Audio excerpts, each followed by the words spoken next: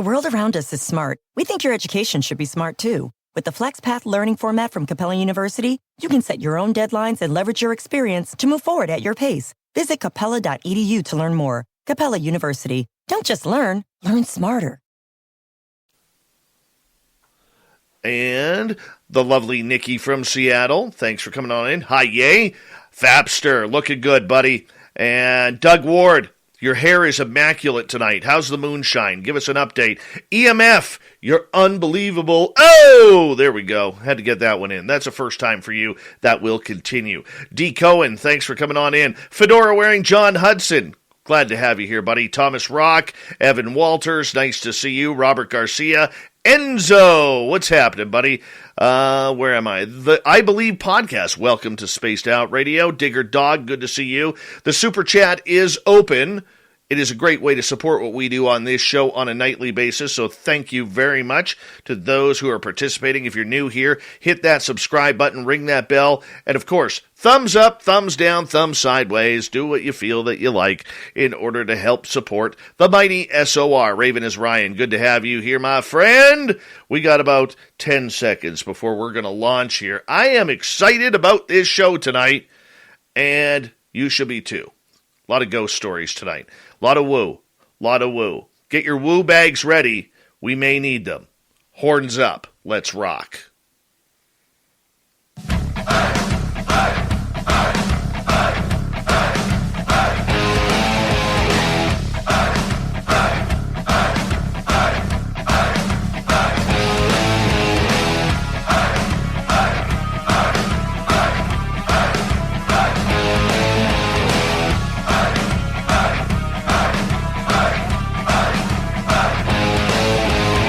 From the mountains of central British Columbia to you listening around the world, this, my friends, is Spaced Out Radio.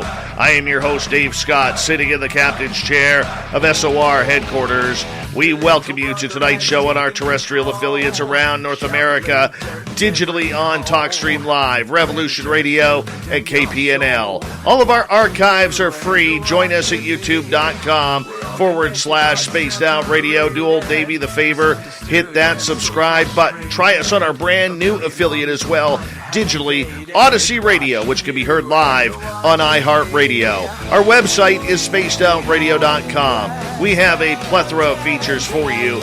Rock out to Bumblefoot. Read Shirky Poo's Newswire. Check out our swag as well. Tonight's show is brought to you by Chive Charities. Help make the world 10% happier by visiting Chive Charities today. You can find them on our website. We got a great show for you tonight. Jiulio Consiglio is here. We're going to learn about his paranormal experiences and psychic adventures. It's going to be a good one. He has a brand new book out as well. And, of course, we got the Swamp Dweller in hour number 3 with another spooky story. Then we will be joined by Bigfoot Michigan Rob in the Cryptid Report right after. Shirky Poo then has the news.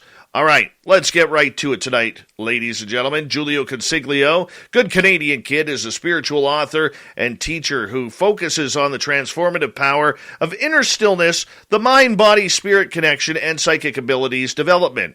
His message is that there is life beyond fear and insentient thinking. Boy, do I need some of that. Fear, insentient thinking? Yeah, that's Dave right there. And it is found in the dimension of inner stillness.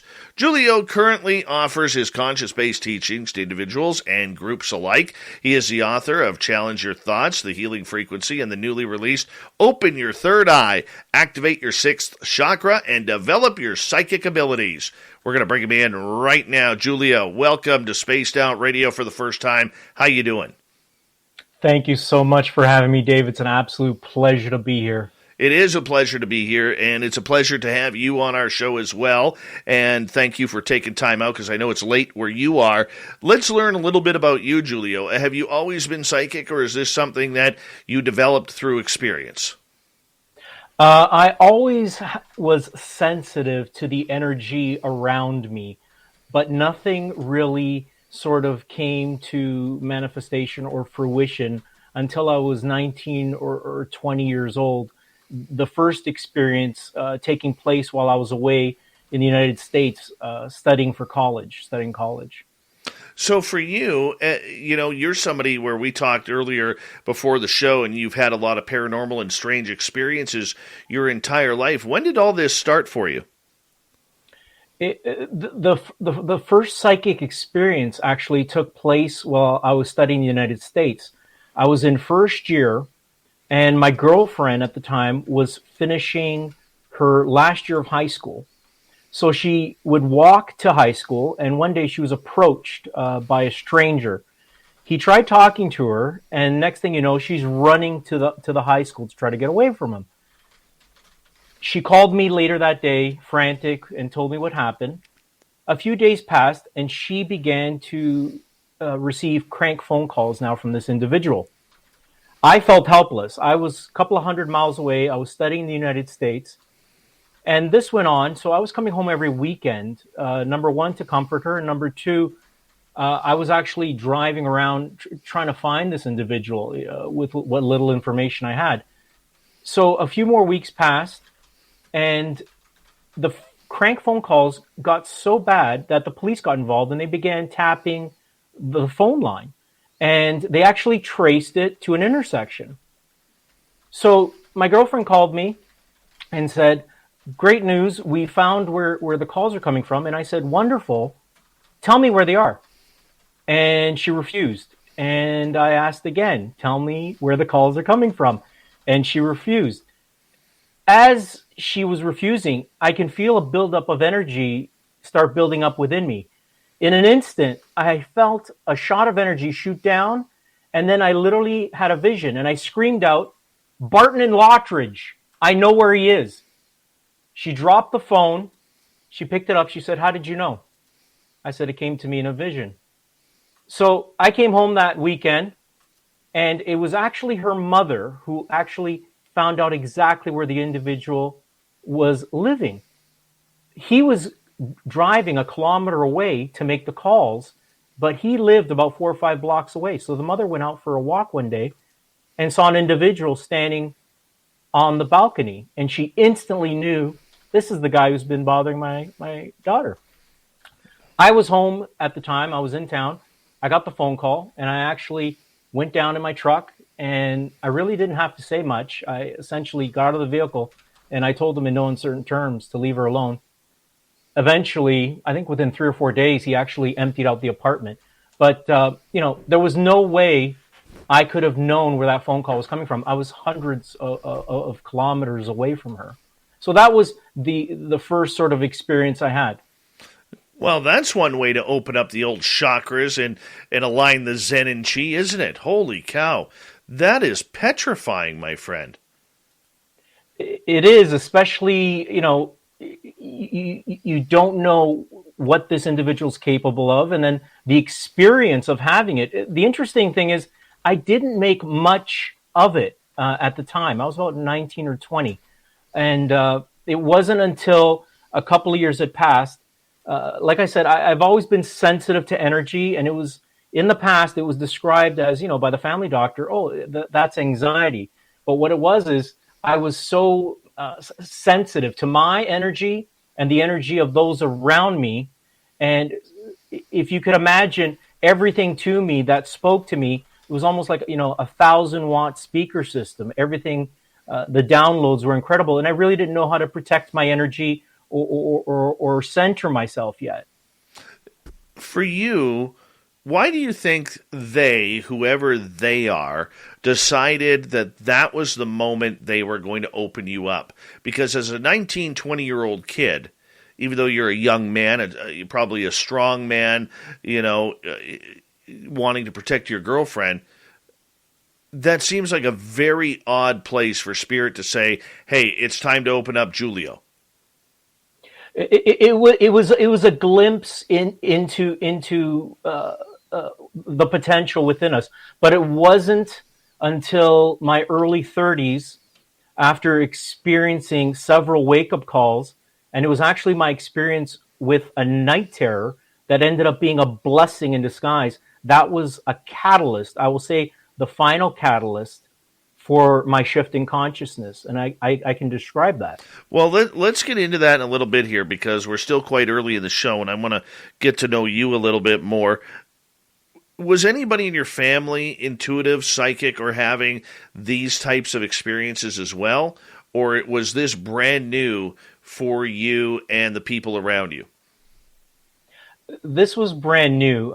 If anything, I looked to my grandmother on my dad's side. She had a lot of faith, but other than that, no one really had experienced anything like this whatsoever. No kidding. No kidding. That is pretty intense. How did you tell your family members that this was going on? You know, for a lot of people, that's quite difficult. Describing that experience, especially with my siblings, they sort of were left speechless. They didn't know what to say, and even, for example, before I even went away to school, I used to arrest shoplifters, and without fail, about 99.9% of the time, I would linger around the front of the store, and I knew who was going to shoplift. And it actually became quite easy for me, not so much of a game, but when they came into the store, I would automatically, and I talk about this in my latest book, I would sort of send out waves of energy without even realizing it, and the information would come back and speak to me. And I just had a knowing, okay, who was going to shoplift. And I was with about 99% accuracy. So as you decided, well, let me rewind for a second here, because you got my brain going quite quickly right now, which is kind of cool. When this experience happened with your girlfriend and everything had calmed down, what did you learn about yourself, and what came after that? What I learned from that was that there is a potential within us that is available to us, but for the most part, it goes unnoticed. And it is what I learned, and I carried this on later on, but I was fully conscious of it. Desire is incredibly powerful. It sets the stage and it opens the door to possibility. So in that instant, I really, really wanted to know where the phone calls were coming from. And the universe, source, whatever you want to call it, did not fail me in that moment. And that experience of seeing right in front of me that street sign, Barton and Lottridge, that intersection, that just gave me a glimpse into the potential of consciousness. Okay, so after that situation happened, did you start getting more types of premonitions like that, or did everything kind of calm down and go back to normal for a while? Everything essentially calmed down for a while. I was experiencing, like I said, like a bombardment of energy. I'd pick up on people's suffering. I was very aware of my own struggles with negative energy. So I was very acutely aware. And despite all that, I still, did what I had to do. I got educated and eventually got married. But the door really didn't crack open into the quantum field and into a lot of these paranormal experiences until after I made that shift in consciousness. And it was an evening with a night terror that really was the final catalyst. I don't blame you. I really don't blame you. What happened next in your early 30s? So you've got this time between, say, the age of mid-20s to the age of 31, 32, whenever this happened. So well over a decade of really nothing happening psychically or spiritually, and then all of a sudden you kind of get hit by a sledgehammer here. So between the ages of 19 and 33, I experienced quite a bit of adversity. So I had already been experiencing some pretty tremendous anxiety, and I tried the conventional route and nothing worked. As I was finishing hygiene school, as I graduated, I found out my older brother, my only brother, was diagnosed with cancer. So he fought that for a year, and that had a tremendous impact on me. And created within me a lot of questions. Why do things happen the way they do? So he fought that for a year, passed away. I came back, started working, and then married my high school sweetheart, only to see that crumble 15 months later. So now we're coming into 2004. So shortly after that marriage breaking apart, I was given a cancer diagnosis. Now you would think that was enough heat to create a shift, to create enough desire in me, but it wasn't. In the fall of 2005, I had an experience with a night terror, and it was that night terror that was the final catalyst. So let's go back to that night, right before that night terror happened. All right, you were just having a normal night. You go do your thing. Watch a hockey game or watch Law and Order or whatever you're into, and then you go to bed as per normal, right? Absolutely, and I've always been a light sleeper, even to this day. I've always been quite a light sleeper, and I don't need much sleep. This particular evening, I was lying in bed. It was about 3:00 in the morning, and I suddenly had the sense that there was a very dark presence hovering above me, a couple of feet above me. I opened my eyes, and as I looked down at the sheets, they began to pull away from me. More shocked than anything, I sat up and was wondering, what is going on? I jumped out of bed. I went downstairs, said a few prayers, and tried to fall asleep. The next morning, I went back because I had to get ready for work in the dental office. And I could still sense this really dark presence at the threshold of my master bedroom. I blew past it and essentially told it to take a hike. And that morning, jumping in the shower is where I'll say I hit my lowest low, and I called out for another way. I called out, you got to show me another way, because I don't know why I've been experiencing the adversities I've been experiencing, and this was sort of that final catalyst. So take us through the night terror. What happened there? So essentially, I felt the energetic negativity of something just hovering over the bed, and it just seemed to hover there. The instant I looked at those bed sheets, they began to pull away, and it wasn't so much fear; it was shock that how is this possible? How could this be happening? So, if I was really afraid, or if someone was really afraid, they'd run out of the townhouse and probably not come back. And but I went downstairs and I essentially got on the couch, said a couple of prayers and try to get to sleep. But when I reflect back on it, my question is, regardless, but was that already there in the house, or was it coming into that low point? Did I through maybe some psychic energy create that to cause me to seek another way to shift my awareness? So even to now, I can't say 100%. Was it already there? Regardless, there was perfection in it, because that was that final catalyst I needed. What scared you so bad that night?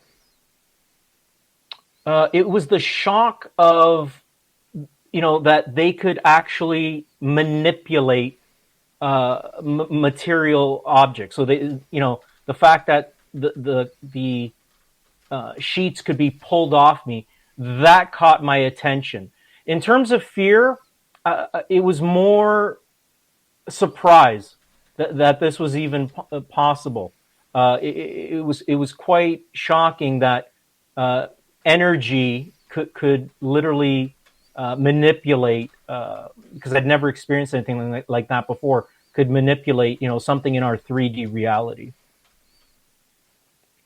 I can see where that would absolutely startle you. You've said a couple of times, almost in a plural sense, that they did this. Was it more than one spirit that was there haunting you? I would say it was one. It was probably one entity, whatever it was, and it remained in the bedroom that night, because as I returned to the threshold, it was energetically, I could sense it. I could almost hear it. It was right around the threshold. So it was probably more than likely a single entity. Did it show itself to you? It did not. It did not. It was energetic. There was no way in mistaking what I felt. It was such a dark contrast to my vibrational frequency. It was, you could almost feel it, but definitely sense it. Absolutely. Now, this being something that you hadn't really sensed before, what are you going through as this happens? As this happens, there's quite a bit of shock coming over you, because, you're wondering, what's next, or what is this entity or energy capable of? So at the moment, there's no clarity. There was no clarity yet. So I didn't fully quite understand what it was. I just knew that this was a negative entity. This was negative energy. And I really just wanted to understand. Keeping your tech teams on top of the latest developments is a monumental challenge. Helping them get answers to the urgent problems they face daily is even harder. That's why over 60% of Fortune 100 companies count on the O'Reilly Learning Platform. At O'Reilly, your teams will get live online courses, tons of resources, truly interactive scenarios and sandboxes, and fast answers to their most pressing questions. See for yourself what O'Reilly can do for your teams. Visit O'Reilly.com for a demo.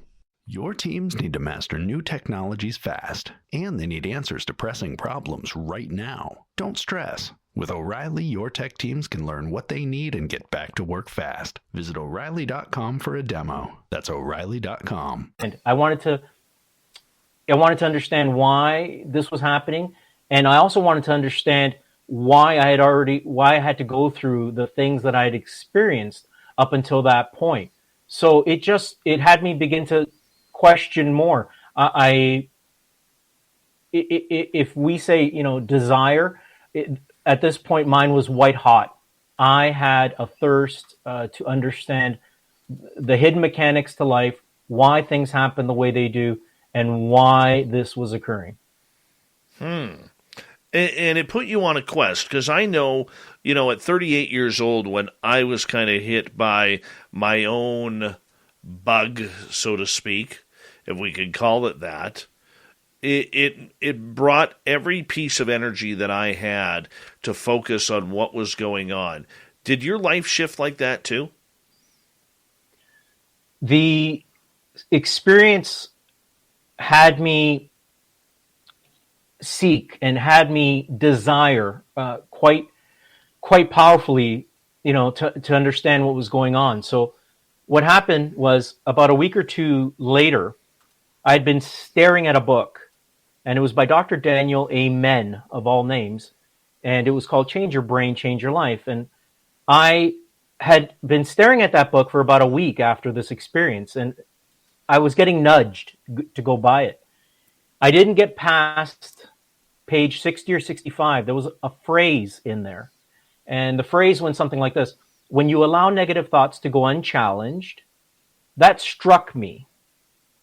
And it said you could even write down your automatic negative thoughts and look at them. So that, when I read that sentence, it shifted, it began to shift something in me. I left it in the passenger seat of my car, and on this cold day in November, I had a patient cancel, and I did what I normally did. I jumped in my car, and I would go and drive a few blocks and just try to relax, because you're working a dental field. There's a lot of fear. There's a lot of anxiety. And I usually worked without a lunch break. So I would work 8, 9 hours straight, essentially with nonstop. I wouldn't even really take a lunch. And I was used to that. To me, it was quite easy. So on this particular day, a patient canceled. So I jumped in the car, parked, and I began to reflect on that phrase. When I began to reflect on that phrase, as audible as you can hear me now, a voice came up through my chest and said, challenge your thoughts. And in that instant, the brow chakra, or the third eye, opened. I'm going to get you to hold on right there, Jiulio. Jiulio Consiglio, author, teacher, spiritual guide. We got more with him when we return on Spaced Out Radio for the second half hour. Things are getting just interesting now. Let's do this thing tonight.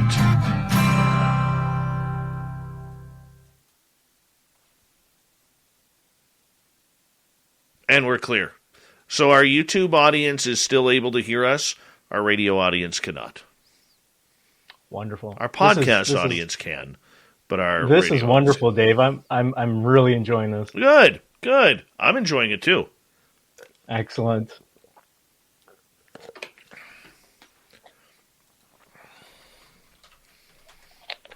This is good stuff, man. Good stuff. Thank you.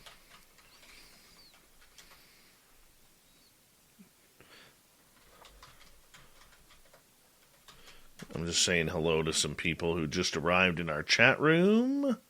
Nice. I am not wearing a man bun, Tom. There is no man bun here.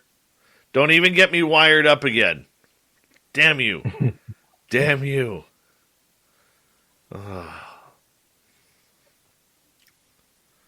Not fun. Mm-hmm.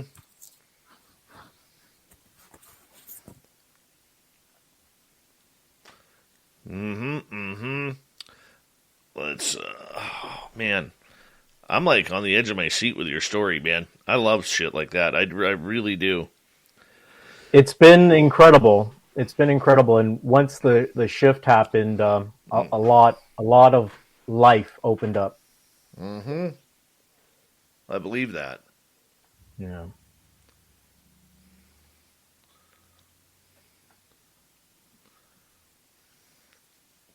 Did you get, I should ask you this during the show, but did you get the entire gamut of experiences, or did it still kind of stick towards the paranormal and consciousness?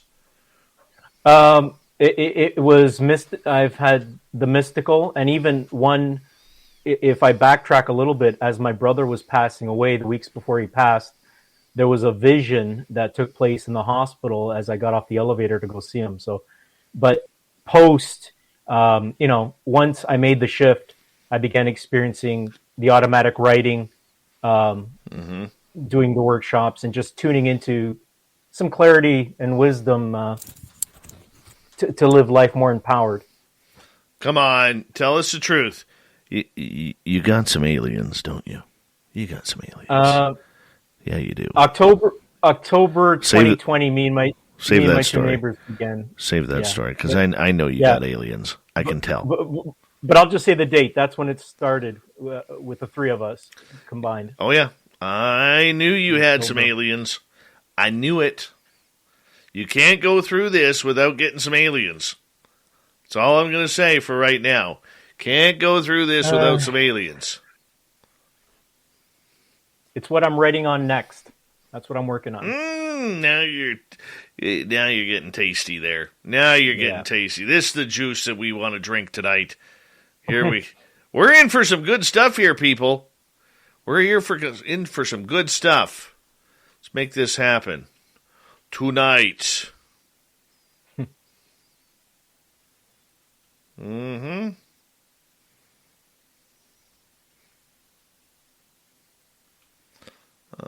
Let me go here.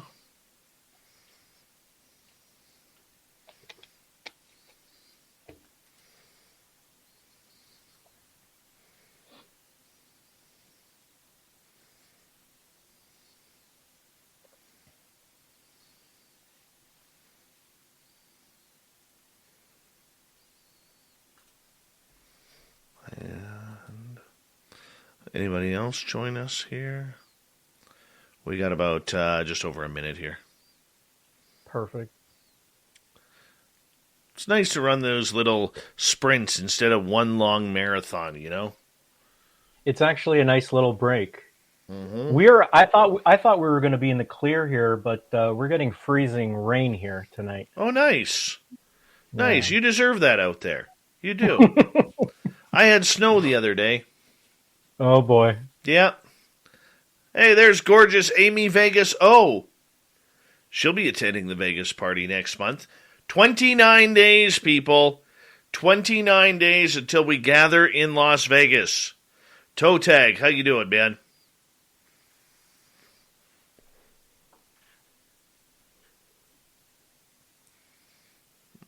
We got 30 seconds. Are you going to be attending a UFO con? Yeah, this weekend I am in San Francisco. That's amazing. Yeah. Zune, how you doing? I'll be in San Francisco this weekend for UFO Con 2022. I'm the opening speaker Friday night. So that's wonderful. All right, we're going to get going here. Super Chat is open. Don't forget to give us a thumbs up, thumbs down, thumbs sideways. And let's rock and roll. We're coming out here right now.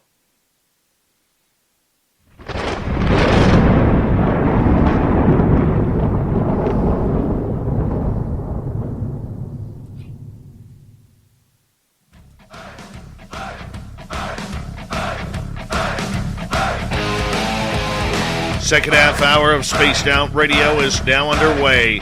Good to have you with us. My name is Dave Scott. Thank you so much for taking the time to join us. We really do appreciate earning your listening ears. Want to remind you that if you missed portions of this show or others, check out our free archives at youtube.com/Spaced Out Radio. Do old Davey the favor. Hit that subscribe button. Our website is spacedoutradio.com. We have a plethora of features for you. Rock out to Bubblefoot, read Shirky Poo's Newswire. Check out our swag as well. Follow us on Twitter at Spaced Out Radio, Instagram at Spaced Out Radio Show, and on TikTok at Spaced Out Radio. Author Jiulio Consiglio is our guest tonight. His website, JiulioConsiglio.com. He's got a brand new book out, Open Your Third Eye, Activate Your Sixth Chakra, and Develop Your Psychic Abilities. And we're just going to be getting into that here in a little bit of time. But first, we got to get more into his own stories, because as I asked him during the break, I said, you know, Jiulio, just admit it a little bit. You got some aliens, don't you? You got a little bit of aliens hanging out, maybe in your back pocket, or, you know, tucked into a jacket, inside pocket, or something like that. What happened? With October 8th, 2020, is when me and my two neighbors began experiencing sightings. And I actually have the first sighting posted on my Instagram. I believe the date is December 9th. We were in the backyard, and we had already seen one object that looked like a black hula hoop shaped object traveling a couple of 100 feet in front of us, above us. It wasn't making any noise. It didn't look like a drone. We couldn't see any propellers. And we watched it cruise for about 10 or 15 seconds and disappear in the distance, miles and miles away. We shifted back to the backyard. We couldn't make what that was. And we're on the far end of the backyard, and I'm looking out to the clouds, and the sun was setting, so it was quite bright still. And I see a white pill-shaped object moving quite quickly at a 45-degree trajectory downwards. And you can, if you check out that video, you hear me say, "What is that?" It made no noise. Now, I filmed, I think, about 10 or 14 seconds of that object, but the video does not even serve it justice. With the plain eye, it was incredibly shiny, and because the sun was hitting it, it was quite bright. That was our first collective sighting. That is incredible. You know, and the fact that, you know, all the hype and talk is around that silly little tic-tac type of object, and here it is in the sky for you. Being a first-time experiencer of UFOs, what was going through your mind and your friends' minds? What is that? How is that possible? There are no wings. I mean, the trajectory at which it was moving, as incredible as this experience is, and having recorded that one, it pales in comparison to what we experienced about 7 or 8 days later. And it's since that time, I say this, I've said this in a previous interview. Had I not witnessed what I'm about to share with these two gentlemen, I'd be very reluctant to share, because it is absolutely incredible. And even being there firsthand, this is too incredible. About a week later, in the evening, we're in the back. It's me and my two neighbors. And we're about the center of the backyard when I suddenly, for no reason, move about 7 or 8 feet away from them. As I move away from them, and it's a pretty clear night, there's really no clouds, I get the vibrational signal, the vibrational urge to look straight up. As I look straight up, at about 300, 400 feet, a slow-moving, silent, black triangle. I said, guys, come over here. My one neighbor says, are those birds? And we've had a few instances with that. I said, take a closer look. And what I recall is seeing circular, and I didn't count them at the time, at that point, circular gray pads underneath it. There were no lights. The only lights were coming off the street lamp, which was about 50 feet away. We stood there stunned, and I look back and I say to them, why didn't we run out into the street, to follow this? But you're in such shock, you're frozen. And this happened for about 4 or 5 seconds. It was moving incredibly slow, silent, no noise.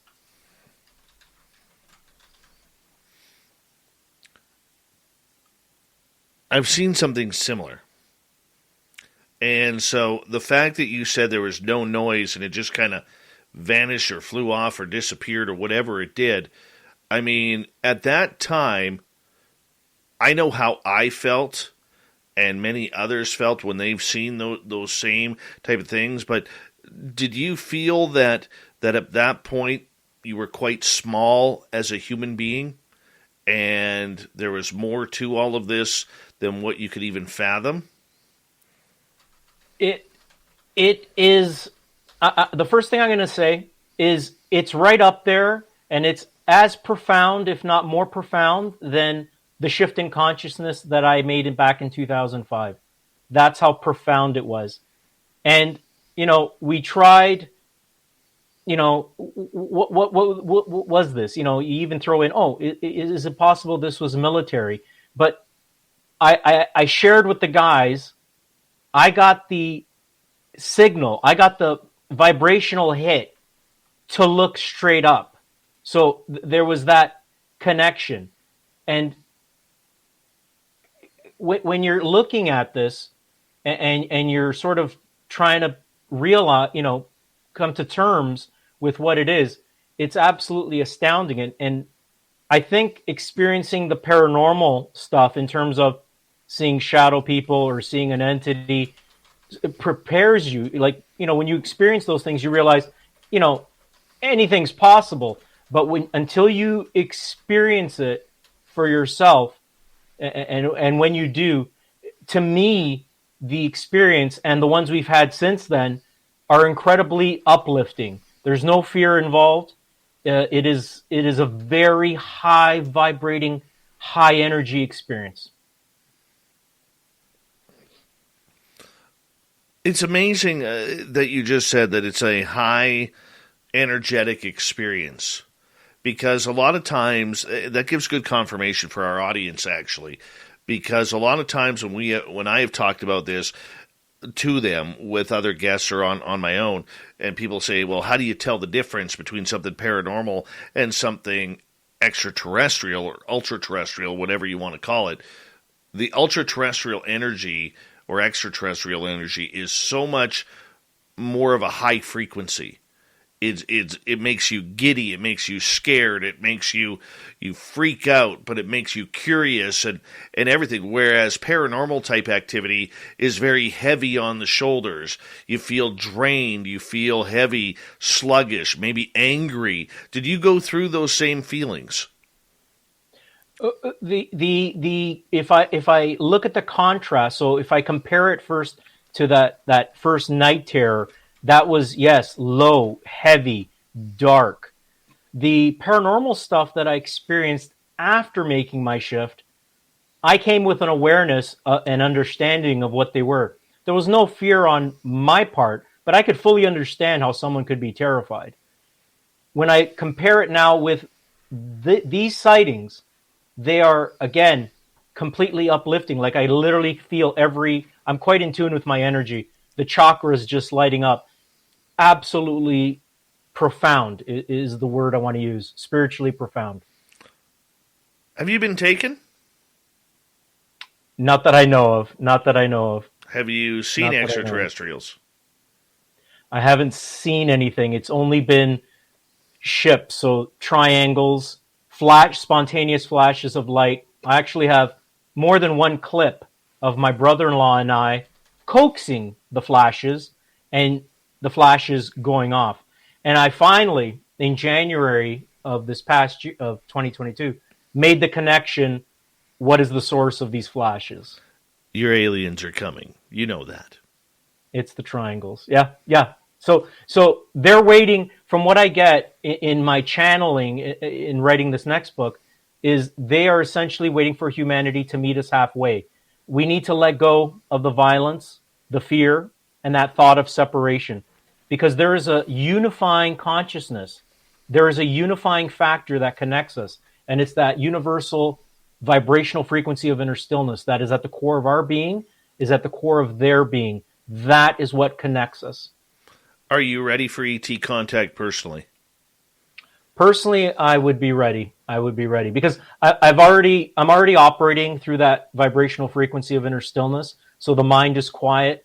So it would only add in the sense that what they come, because these are highly evolved beings. They're operating 5th, 6th, 7th density frequencies at the very least. So it's sort of like, if you get someone who's really, really ego involved or really dense and third dimensional, they're probably not even going to see things like this because there's that closed-mindedness possibly. But as you awaken or as you unfold and your consciousness expands, you become more open, whether it's a paranormal experience or whether you just become more sensitive, or these experiences. Very true. Very true. And I thank you for sharing that because, I think for a lot of people out there who haven't had that experience but want that experience, for you, are you now calling it in? Are you summoning these craft to try and make communication? The astounding thing is this. They are connected through us, through the universal consciousness. There have been moments where I've gone to throw something out in recycling in the back porch. I had a neighbor on his porch. As I threw it out, massive flash through the clouds. So they know when I'm around. They know when I'm about to go outside and look. There's not too much of a protocol except that, if you want to experience these, I would suggest go without expectation. Just be in the moment and just let what will happen. Because when and if you're ready to experience a sighting or even a spontaneous flight. At Enterprise, we know the time is coming for us to get out and go again. To visit all the places we didn't know meant so much. But we're all still going at our own speed. With Enterprise, you get the peace of mind of our complete clean pledge, curbside rentals, and low-touch transactions. As more and more people hit the road, we're going the extra mile to help. Connecting you to all the places you love. Enterprise. There's only one place to find the most recognized brand in carpet, Stainmaster, and that's at Lowe's. Right now, get free basic installation with the purchase of Stainmaster carpet and pad, $4.99 or more. Lowe's, home to any budget, home to any possibility. Install available in-store only. Requires non-refundable site assessment fee. Fee is credited to final project price if bought through Lowe's. More charges may apply. Not available in all areas. See Lowe's.com for details, exclusions, and licensure. Valid 2/19 through 4/13. U.S. only. Flash of light or an object, we have to sort of come with that neutrality, that openness, and sincerity, I want to say. Very true. That's actually a very, very astute way to put it. And I don't get to use the word astute a lot around here, so I'm going to take advantage of that right then and there. For you, as you continue to open up, because your opening really just happened a couple of years ago, what do you think is next? Are you manifesting any type of contact, whether it's extraterrestrial, cryptid, or something more etheric, or do you look for something and just let it come day by day? Whatever happens, happens.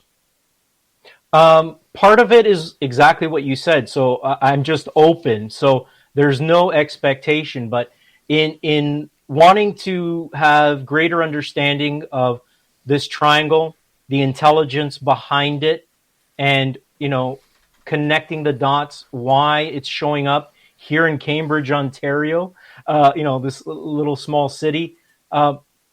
It's part of that. And then in starting to write, I'm sort of tuning into and tapping into the collective around this, and I'm getting some pretty incredible answers that is just giving me what I sort of understand on an inner note. Oh, he froze up there. The aliens got him. Let's take him out. Maybe it'll reset itself. Otherwise, he'll have to reset himself right there and go from there. But this is interesting. He is saying, and this is really resonating a lot with me tonight, this conversation with Jiulio Consiglio, because a lot of this, what he is going through, is very similar to what happened to me back between 2011 and 2013. And I am absolutely fascinated by what he is saying, because it's actually bringing back a lot of very, very pertinent memories, shall we say. And I don't really know how to explain it. I mean, the feeling that you get when you are just learning, like we talked about the entire phenomena about how extraterrestrial or ultra-terrestrial energy is so much more on a higher frequency than that of the paranormal, which is down, which is out, which is very, very depressing, if I could use that word in a proper sense. I mean, it weighs you down on what's going on there. We got Jiulio back here. A little bit of a snafu there, but that's okay. I was just saying to the audience while you were gone, I'm so intrigued by your story right now, Jiulio, because I'm about 9 years ahead of you in this. And it came out of the blue for me, too. And just the way you're explaining everything as to what's happening to you, whether it's the flashing lights in the sky and calling them in over to your house, or just the way that you are having these things happen. Man, it is like for me, listening to you say this, it is really like somebody took the exact same formula that happened to me and moved it over to you now. That's incredible. It's a deep conversation that we need to have. It really is. It is. It really is. Yeah. Because literally, I worked with I call him my guru. His name is Pascal, a giant French Canadian. And when he shakes your hand, his hands are soft as butter. But when he shakes your hand, he lets you know how strong he is. And he's got that 6'3" offensive lineman type of build. And when Pascal opened me up by saying, how far down the rabbit hole do you want to go? That's where everything changed for me, much like it changed for you. And I'm a little blown away right now, if I could say that in complimentary fashion, by what I'm hearing from you tonight, because this has literally changed your entire manifest destiny of your own life. Absolutely. All the adversities that I faced set the stage for this unfolding of consciousness within me, and becoming hypersensitive to the energy within me without, and be able to read information. Had I not been so in tune with my environment, receiving that vibrational hit with the guys next to me, I could understand how that could be missed. And then that triangle, that night in particular, and there have been other nights where it's actually been more obvious, but that night it was so blended in the night sky. There is no way. And one of the guys thought, no, those are birds. I said, take a closer look, and their jaws just dropped. Mm-hmm. I totally believe it. For a lot of people who see the flashing lights in the sky, Jiulio, a lot of it you do have to be careful with, because a lot of it is iridium flares coming off of satellites or the sun. There's kind of you have to wait a couple hours after sunset in order for the sun to drop below a certain level on the other side of the world, so that way it's not reflecting off the metals of satellites here. And I don't think a lot of people fully understand that satellites don't have lights on them. They're out there in the dark. So for you, when you are calling in these flashing orbs, and they're coming, and all of a sudden they, it's almost like their trajectory starts to happen right over your house. Yes. What's the difference between what you're doing there and, say, seeing something that has an iridium flare or a sun reflection? So the difference, what's happening is, I'll give a perfect example. So January 2nd this year, I went to go throw out recycling, and there was a massive flash as soon as I stepped out. The neighbor next to me saw it. So I thought, okay, I'm coming outside. So I came back outside, walked towards the parking area, saw another flash near the roof line, and then I have it on film. I said, do it again, big flash. And then you see a big flash. And then do it again, a second one. Later that night, a few minutes later, I'm in the back, and that's when I made the connection. I'm standing in the center of the backyard, and one of my neighbors is on his porch facing me, and I look straight up, and triangle whips right over us, a couple of 100 feet, very quickly. So that night, I made the connection with these lights and with that, because the lights had been happening 4, 5, 6, 7 times prior to me making the connection. And there was one in the summer with my brother-in-law. We would see a flash, and then you hear me coaxing it. I believe it's I can post it in my story tonight. You hear me coax it at around the 4 or 5 second mark. It's a pretty big flash. And then around the 13-second mark, a secondary flash. So they're responding it's that connection. So it's been absolutely, it's incredible. That's all I can, that's the word to describe. For me, I would sit out with, on our patio, and we would put our lawn chairs back and lay them right down, and we would just stare, and we would watch these flashers, which we called them back then, fly, and it always seemed to flash over top of our house. It wasn't over to the left a few miles or over to the right a few miles, and if it was coming over our house. And I thought nothing of that because I wasn't really a UFO guy at that point. And it wasn't until April 10th, 2013 for me, where I actually got called out of my friend's house at his farmyard in Mission, British Columbia, where when we finally figured it out, there was a UFO on the ground, and it lit up on my command 3 times. The third time it lit up, it turned its lights off after 30 seconds, but then it started flashing on the ground. It would turn its lights on and then off, on and then off, on and then off. It did that about 10 times, and then it went off for good. It was like that craft was telling me, you know all the stuff you saw flying over? That was us. That was my confirmation that I needed, that it isn't always iridium flares. It isn't always some sort of reflection from the sunlight at a certain angle, even though I do believe that is strongly a strong answer for that. But there is something different to it. You can feel it. You can definitely feel it. And I know you understand that.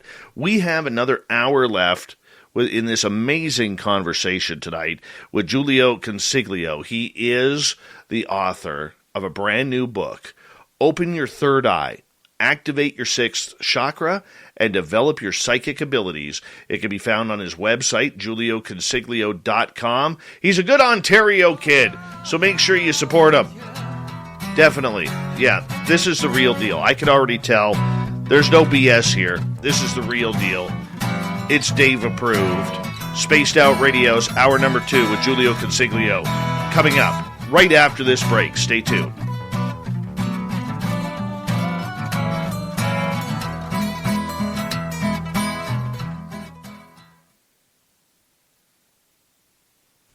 You're the real deal, dude. I can tell. I appreciate it, Dave. There's no bullshit there. I could tell. The astounding thing is, more like the other experiences I've had, we didn't go looking for this. No. It just spontaneously happened. So I have December 4th was a pretty whirlwind of an evening that we can share next. And let's do that. I'm going to take a bathroom break. We got about another 5 minutes. I'll be right back, okay? Awesome. All right, dude. Yep.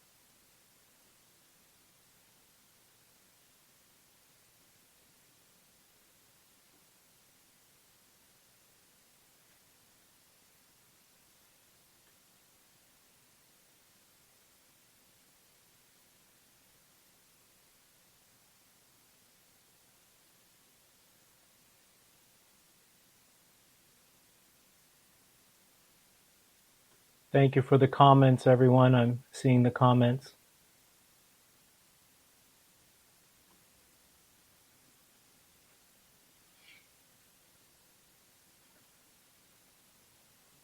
I see the one question by Michael. Do I see light flashes before I fall asleep at night? Actually, what happens 6 months before making my shift in consciousness into stillness, I began experiencing actually spontaneous bursts of light. They would be either purple, gold, silver. And I remember mentioning it to the cancer specialist, and his comment was, well, we didn't treat your face, so I don't know why that's happening. So, those are some of the experiences I've had. Hello, Shelley.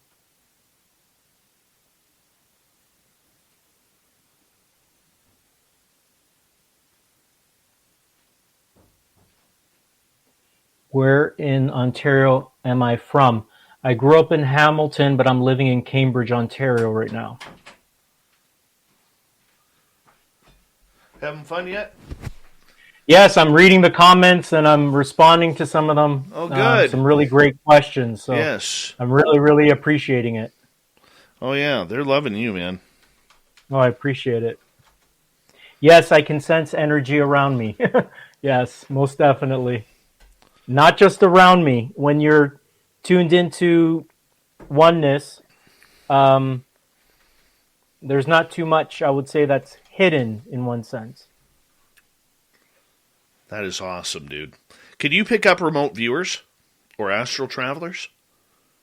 I haven't tried that yet, so that would be interesting. But I can usually place my attention on somebody and a lot of times pick up what they're sensing, feeling, or a lot like, for example, retrocognition. Look back and look at something and then sort of pick up some extra information. So that's available to all of us, being able to read energy. We're connected. I talk about this in Open Your Third Eye. Energy, basically invisible energy circuits. Everything is information. And it's, when you're tuned into that quantum field, you're essentially reading it almost like a book. It just unfolds because there's no resistance in you to reading it. Very true. Very true. That's a very good point. We got about, let me see here, about a minute left. There's good stuff here. Very good stuff tonight. Oh, pardon me. We got about 20 seconds left. I want to say a big thank you to Noble Patrick and the gorgeous Liliopatra for the amazing super chats tonight. They are a wonderful way to support what we do on this show on a nightly basis. So thank you so much for that. And thank you to our new subscribers and all the veterans who are hanging on out. You always got a safe home here in our chat room. Here we go with hour 2, everyone.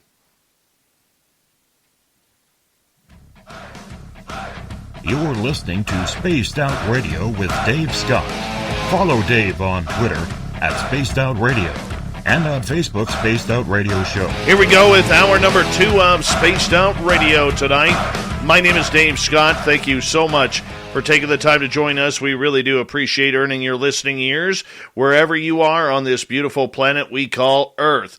Hi to everyone listening in on our terrestrial affiliates around North America, digitally on TalkStream Live, Revolution Radio, and Odyssey Radio, and KPNL. All of our archives are free. Join us at youtube.com/Spaced Out Radio. Do old Davey the favor. Hit that subscribe button. The Desert Clam has set the password for tonight in the SOR Space Travelers Club. Sajin. Sajin is your password. Use it wisely, space travelers, as the Clam sets the password each and every night right here on Spaced Out Radio. Our website is spacedoutradio.com. We have a plethora of features for you. Rock out to Bumblefoot, read Shirky Poo's Newswire, check out our swag as well. Follow us on Twitter at Spaced Out Radio, Instagram at Spaced Out Radio Show, and on TikTok at Spaced Out Radio. We continue on tonight with author Jiulio Consiglio. His website, JiulioConsiglio.com. You can find his latest book on there, Open Your Third Eye, Activate Your Sixth Chakra, and Develop Your Psychic Abilities. Yeah, this is a real fascinating story for me personally tonight. Jiulio, thank you so much for coming back. Thank you so much for having me, Dave. It's been like an absolute pleasure and joy being here talking with you. Absolutely, and much appreciated myself for your attendance as well. I want to ask you, regarding the experiences as you started to culminate all of these together, what made you decide to put pen to paper? You've got 3 books out right now, including your newest one that just came out. Why did you need to write all of this down? What made you become an author? Well, with these experiences in particular, I actually began making makeshift notes, almost like makeshift journal on blank paper between that and my cell phone. So it was like, experience, 2 weeks ago by another experience, May 2021, another experience. It was almost happening monthly. The orbs that we see, for example, or the objects in the sky that cruise slowly and vanish before our eyes. I have tons of video of that. I probably have 40 videos on my phone in total. So, with the other books, I had to share the shift in consciousness that I went through to let people know that there is something beyond the thinking mind, and it's a dimension already within us. It's inner stillness. That's where Earth is headed in terms of, we've been hearing of new Earth and, humanity awakening. The awakening is awakening to that consciousness of stillness within us. So that's what we're talking about there. Very true. How did you start to define your own spirituality as these situations happened? In regards to the extraterrestrial and these crafts? Everything. Your own, internally, your own... Enterprise isn't just one of the world's largest transportation providers. We're a committed team, helping you get to what matters most: your family, your livelihood, and your next adventure. Getting you there begins with our employees, who are motivated to make a difference for you every day. Around the world and around the corner, in neighborhoods like yours. Connecting you to all the places you love. That's Enterprise. Want to make this Financial Literacy Month the best one ever for your K-12 students? Check out EverFi. You'll get free real-world financial lessons and games, perfect for any grade level. Millions of students already love using EverFi to learn about budgeting, credit cards, filing taxes, and so much more. It's easy to get started. Just go to everfi.com/teach. That's everfi.com/teach. everfi.com/teach. Personal spirituality and consciousness. So you instantly realize that the body is temporary, as is the thinking mind. So, we come into this realm, we take on, and there's perfection in this. It's important for me to mention this. We take on an ego, and we need to, because it gives us that contrast and allows us to experience what it's like to be human. But that is only a tiny aspect to the totality of who we are. Beyond, if we shift beyond the thinking mind and we come into stillness, there is now no separation between you and source energy, between you and everyone else, and between you and everything. And I could prove that in about 30 seconds. You cannot get angry at someone else without you feeling that anger instantly. You cannot, for example, hammer a nail, hit your thumb, and get angry at that hammer without you getting angry, because you and that hammer are one. So oneness is the reality that is experienced in the quantum field. So what I've realized is that separation, thinking we're separate from each other, that's illusory. That's an illusion. The truth is we are more powerful than we realize. We are connected with universal consciousness, and all we need to do is become aware of it. Awareness is everything, because we are so powerful. What you become aware of is what you give life to. And the minute you become aware that there is a dimension within you of inner stillness, which is a piece I can't even begin to put into words because it's not attached to the outside world, your whole life will change and shift and unfold. And you can't imagine what will unfold before you. Where do we find this within ourselves? That's a great question. And it begins by realizing the eternal moment of now. So as human beings, we've been conditioned to operate between past and future. That offers us contrast. But the truth is, if we really take a look at the past and future, those are mind constructs, because the past never happened. It always took place in the present. And the future never arrives. It always arrives in the present. So for a lot of people, and me personally, I was stuck between the past and future. So it was almost like a repeating cycle. I needed to know how to transcend that, how to go beyond that. And the doorway into the dimension of inner stillness, the ascension ladder, is this eternal moment of now. That's one of the main nuggets of insight I could offer you all.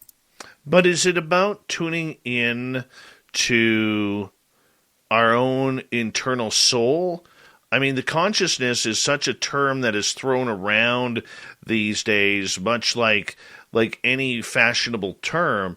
You know, I'm very curious how we find it within ourselves if we don't even know where we're looking. So a perfect little exercise I can offer is, if you become aware and just pay attention to the thoughts that arise. As the thoughts arise, and if you're aware of the present, you will begin to have pauses between those thoughts, sort of like a little break in between. That pause, that nothingness, is stillness. Now, one can get to a point where you experience, for example, let's say 80% of the time, thinking mind, a complete reversal, where you're 80% of the time, the mind is silent.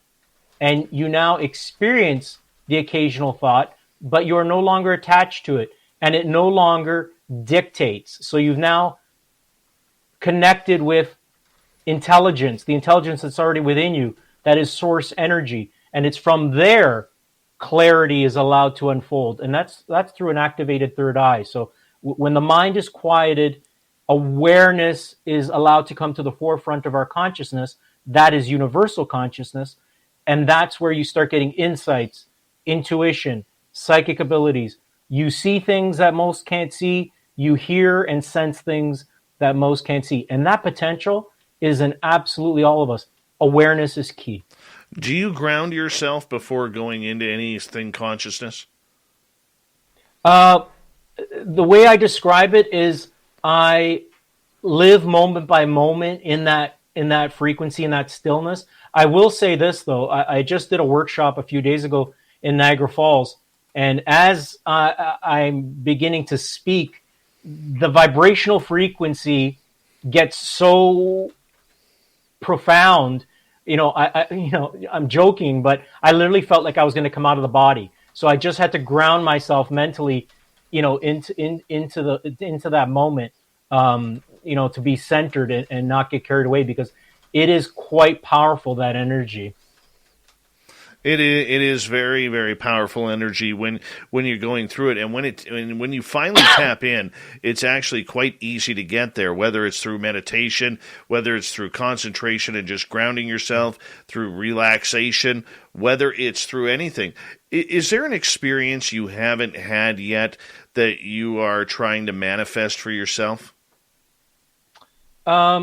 I would say the only thing I would say is, and I'm not even trying to do it, but I am ready, to make contact with these beings or whatever it is, or even with this triangle that has reappeared over and over.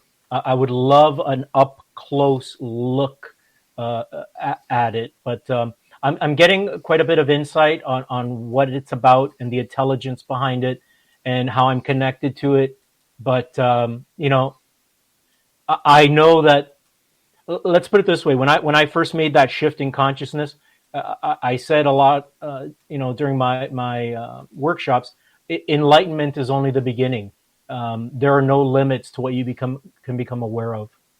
And I agree with you that there are no limits on that realm or anything along those lines. I'm curious for you though, as you continue to expand your horizons, you're kind of starting to make contact with ethereal beings. You've had contact with the other spiritual side. How are you handling this all, and how are the people around you handling this all? My family is pretty amazed at what's been going on, and especially my one brother-in-law, Gabe.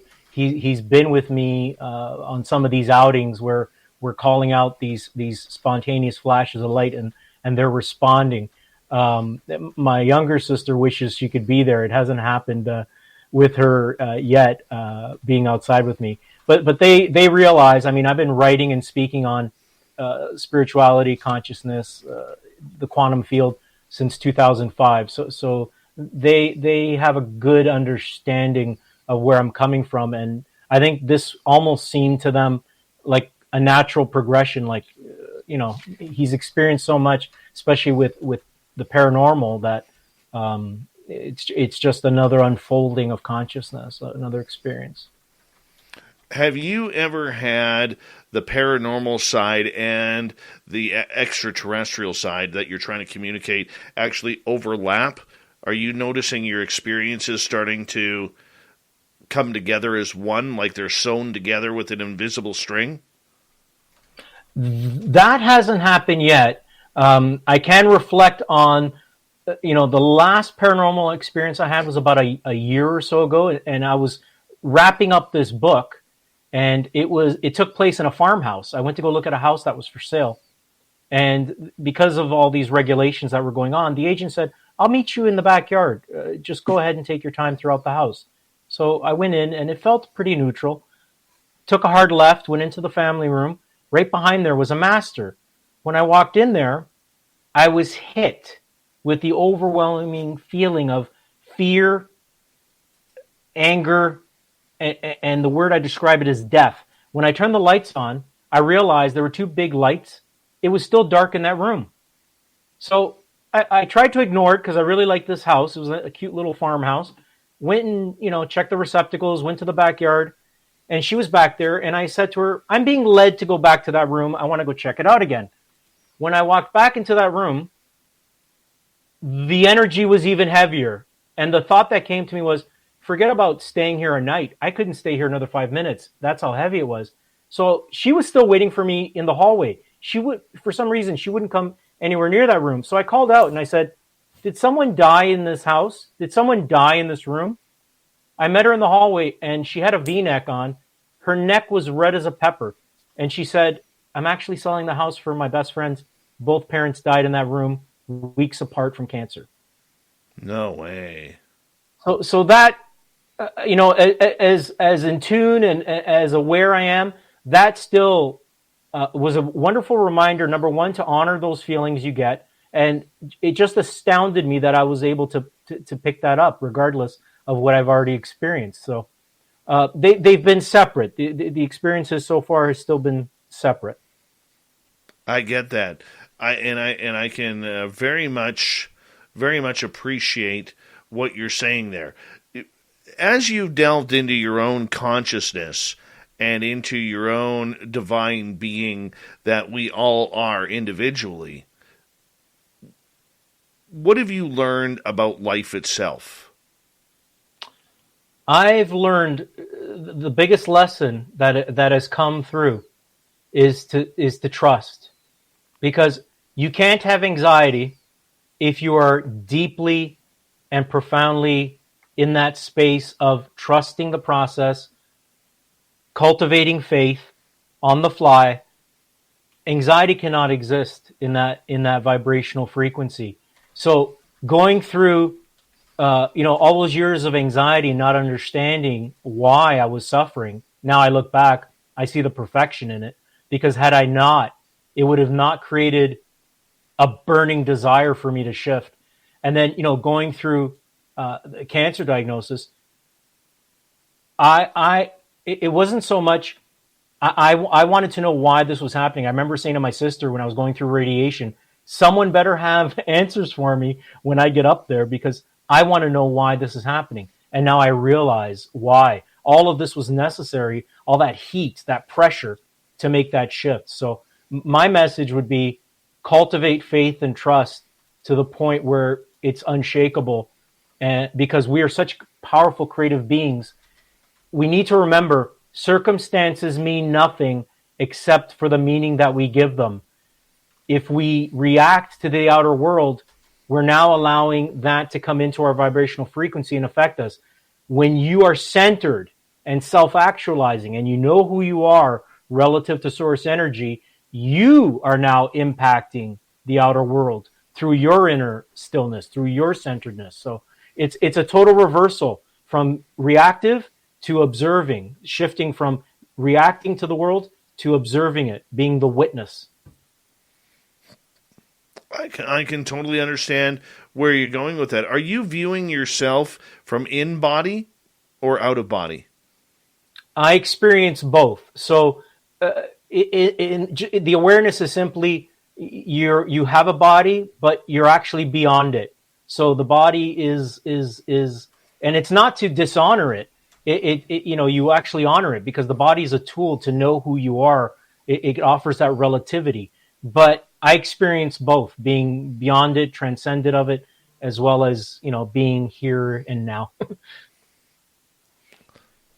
Being in the here and now is very hard for a lot of people, including myself. I struggle with it daily because I think life is moving so fast and there's so much thrown at us on a daily basis, whether it's media, whether it's, finances, whether it's life in general.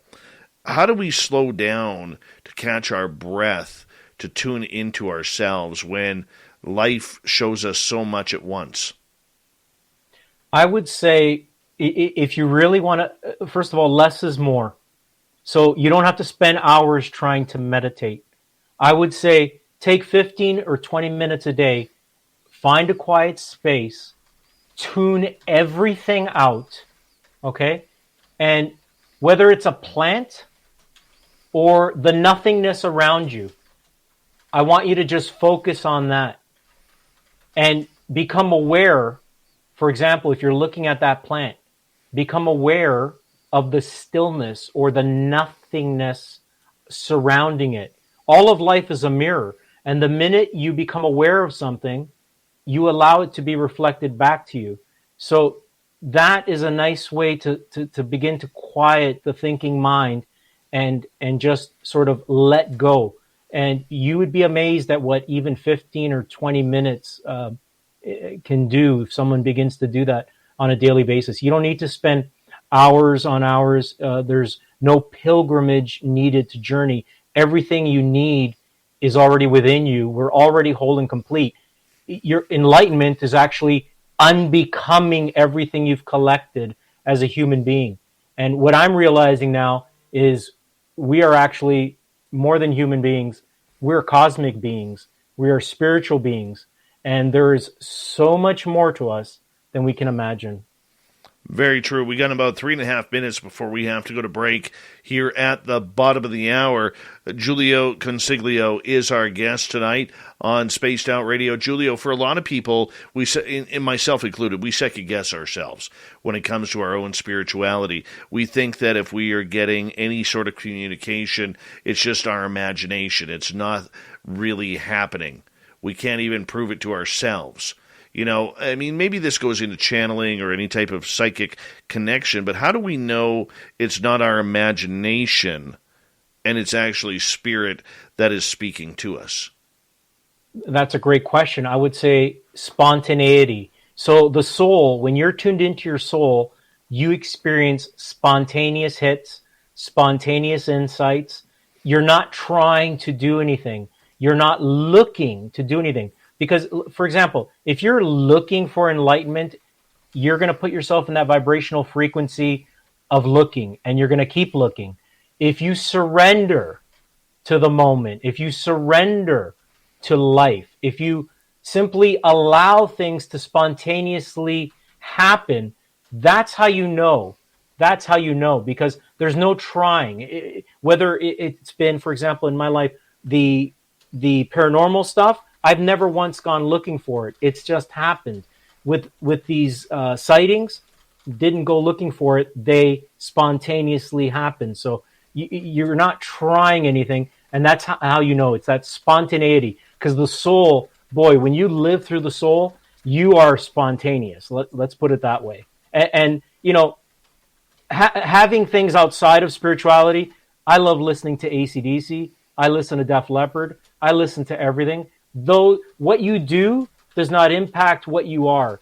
It's your beingness that's more important. Source cares what we're being. What we're doing, as long as you're not hurting anyone, like I said, rock and roll, AC/DC, that doesn't change my frequency. My mind is clear as I listen to it, but it's something I still enjoy. Okay. The fact that you're still able to enjoy what you want, you know, and separate the spiritualism, so we got about 90 seconds left, do you then recommend to people that they use what they're comfortable with in order to try and calm their mind down, whether it's AC/DC, whether it's Guns N' Roses, or whether it's, you know, some sort of spiritual healing music off of YouTube? I was actually writing about this 2 days ago. So, yeah, you know, doing something that you love to do, whether it's going for a long drive, listening to your favorite music. Most people do not even realize when you're doing that and you're loving it and you're enjoying the moment, most people don't realize you're actually in a transcendent state. You feel so good, but most people don't pay attention or recognize the stillness that is bubbling to the surface. That's your inner being. So I say go for it. You know, enjoy yourself. Go for those walks in the forest or whatever it is you love doing, because sometimes it's the doingness that can lead to beingness. So it's all a reflection. Very true. I'm going to get you to hold on right there as we have author Jiulio Consiglio for one more segment, about 30 minutes here on Spaced Out Radio. We're continuing the talk of consciousness, contact. How do we open ourselves out? How do we align our Zen and Chi so our chakras are shining brightly? Yes, shining brightly. Bumblefoot does it for me. Not going to lie. You can go to Jiulio's website, JiulioConsiglio.com, to find his books. Spaced Out Radio continues right after this. Stay tuned.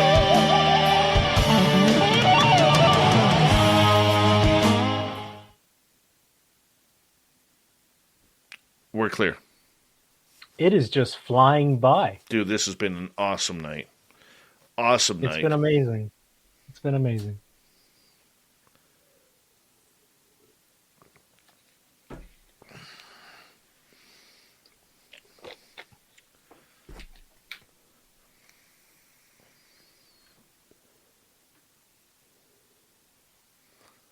We're having a lot of fun here, man. We are. I'm looking at the comments. Some great comments. Zeta Pomp, you naughty, naughty girl, asking Travis Walton to do that. Naughty. Terrible. I'm teasing. I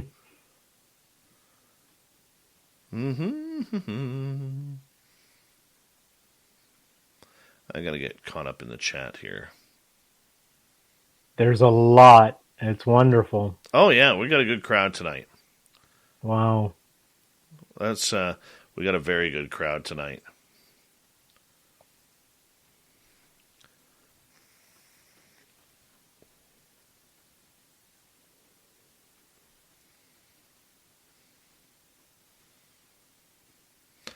Travis DeLuca, how you doing, buddy?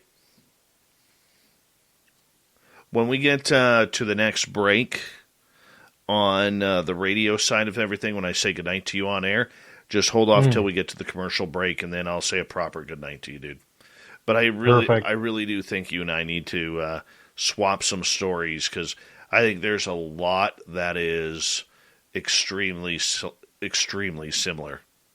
Extremely similar. I would love to hear it, because this has been 2 years, and the way it is, the sightings have just intensified. They're more frequent, and it's quite. Gearheads know that some projects need so many parts, it feels like you need a whole storage unit just to store them. That's what eBay Motors' 122 million parts are for. Think of it as your virtual parts garage. They've always got the right fitment at the right prices. Use the eBay Motors app or visit ebaymotors.com. Let's ride. The world around us is smart. We think your education should be smart too. With the FlexPath learning format from Capella University, you can set your own deadlines and leverage your experience to move forward at your pace. Visit capella.edu to learn more. Capella University. Don't just learn smarter. There's sometimes I'm on the phone with my brother-in-law as some of these are happening, and it leaves you speechless. It's pretty profound. I actually said to my brother-in-law, I spoke to him about 10 p.m. here. I said, I'm so looking forward to this. I said, doing this interview late at night, it gave you something to look forward to. And I'm a night owl anyways. If I have slept, Dave, for 3 hours for the past 15 years, that may be even going more. And I don't get tired. I'm not tired. So I operate on very little sleep. I wish I could sleep more, but. I went through a stretch where I was literally studying every night, trying to find some inkling on Google or mainly Google or YouTube, trying to find somebody who had the exact same experiences that I had. There were some that were similar, but they were always off 1 or 2 points that I just could not say it was the same thing. And it drove me absolutely batty. It really did. It drove me, like, I was on 3 to 5 hours sleep a night. You know, I would crawl into bed. I would bring my laptop in, and I had one of those laptop pillows so my legs wouldn't get hot from the heat coming off of it. And I would literally sit up until 2, 3, 4 in the morning, sometimes 5, when I had to be up at 7 to get my kids ready for school. Wow. And it's amazing how this takes over your life. And, I'm not saying it's a bad thing, not at all, but it really can dictate what you're doing on an everyday basis. I can understand what you're saying, and I've made a point, when I'm not, if I'm not in the backyard experiencing it, for example, with the guys, I'm centered, or I'm just whatever else is I'm doing, whether I'm writing, reading a book, watching TV, I'm letting it go because, I understand how it can want to try, right, to take over in one sense. And that's, again, the thinking mind trying to latch onto that. Oh, look. And then it creates more distraction as well. So yes, it does. I'm very aware. And, when I'm writing, I'm only writing. I talk about this in Open Your Third Eye. If you're washing dishes, I'm only washing dishes and just that. If I'm doing laundry, I'm there doing laundry. So I understand it. It's a balance because, there are things you have to do in the future, but it's a balancing act. I understand. I'm going to get you to hold on right there. We're going to come back in 10 seconds. Thank you to Patrick and Liliopatra for the awesome super chats tonight. Very much appreciate it. Thank you to all the veterans out there. Here we go.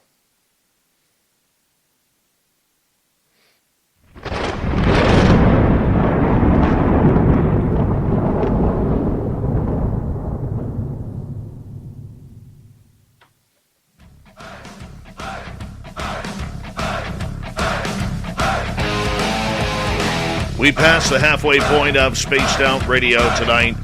Good to have you with us. My name is Dave Scott. Very much appreciate all of you tuning us on in wherever you are on this beautiful planet we call Earth. And we want to remind you that all of our archives are free at youtube.com/Spaced Out Radio. Just do old Davey the favor, hit that subscribe button. Our website is spacedoutradio.com. We have a plethora of features for you, including Rockin' Out Bumblefoot, reading Shirky Poo's Newswire.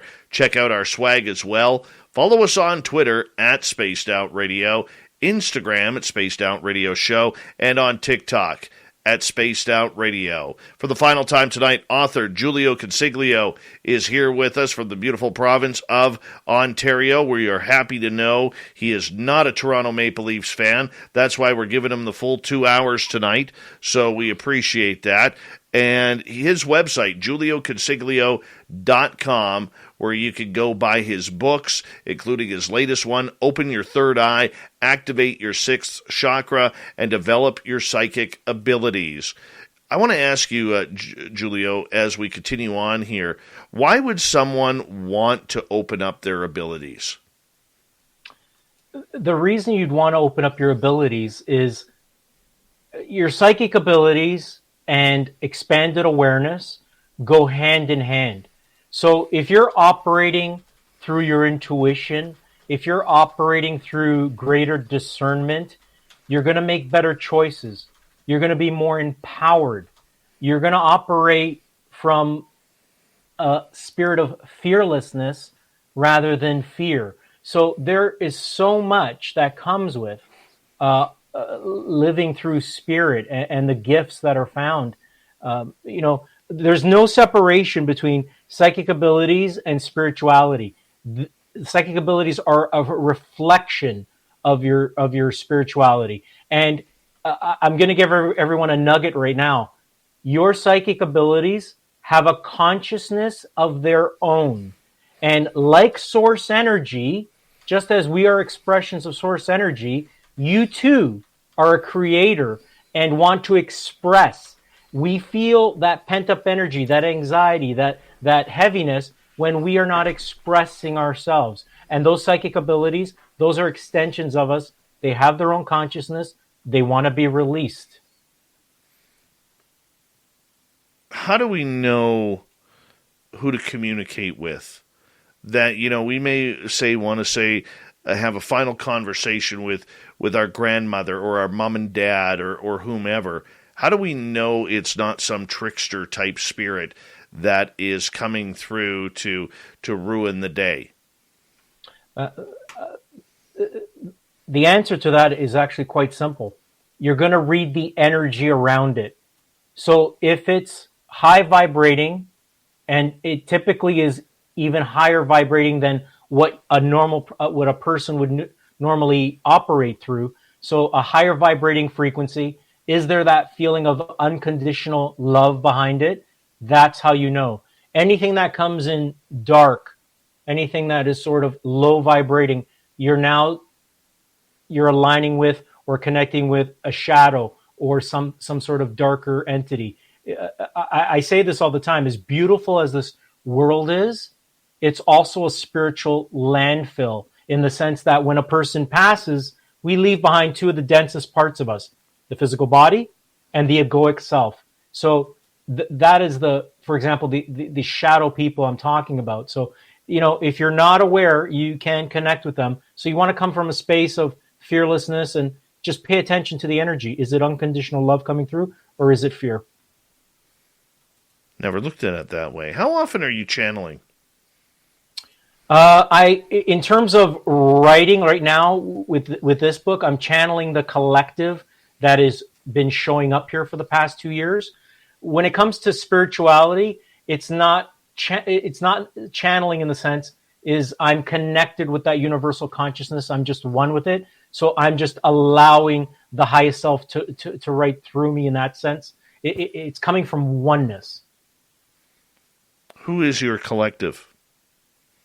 The collective is that the energetic entities or beings, these ETs that are behind these experiences we've been having for 2 years. In my writing, I actually posed a question to them, do you have a name?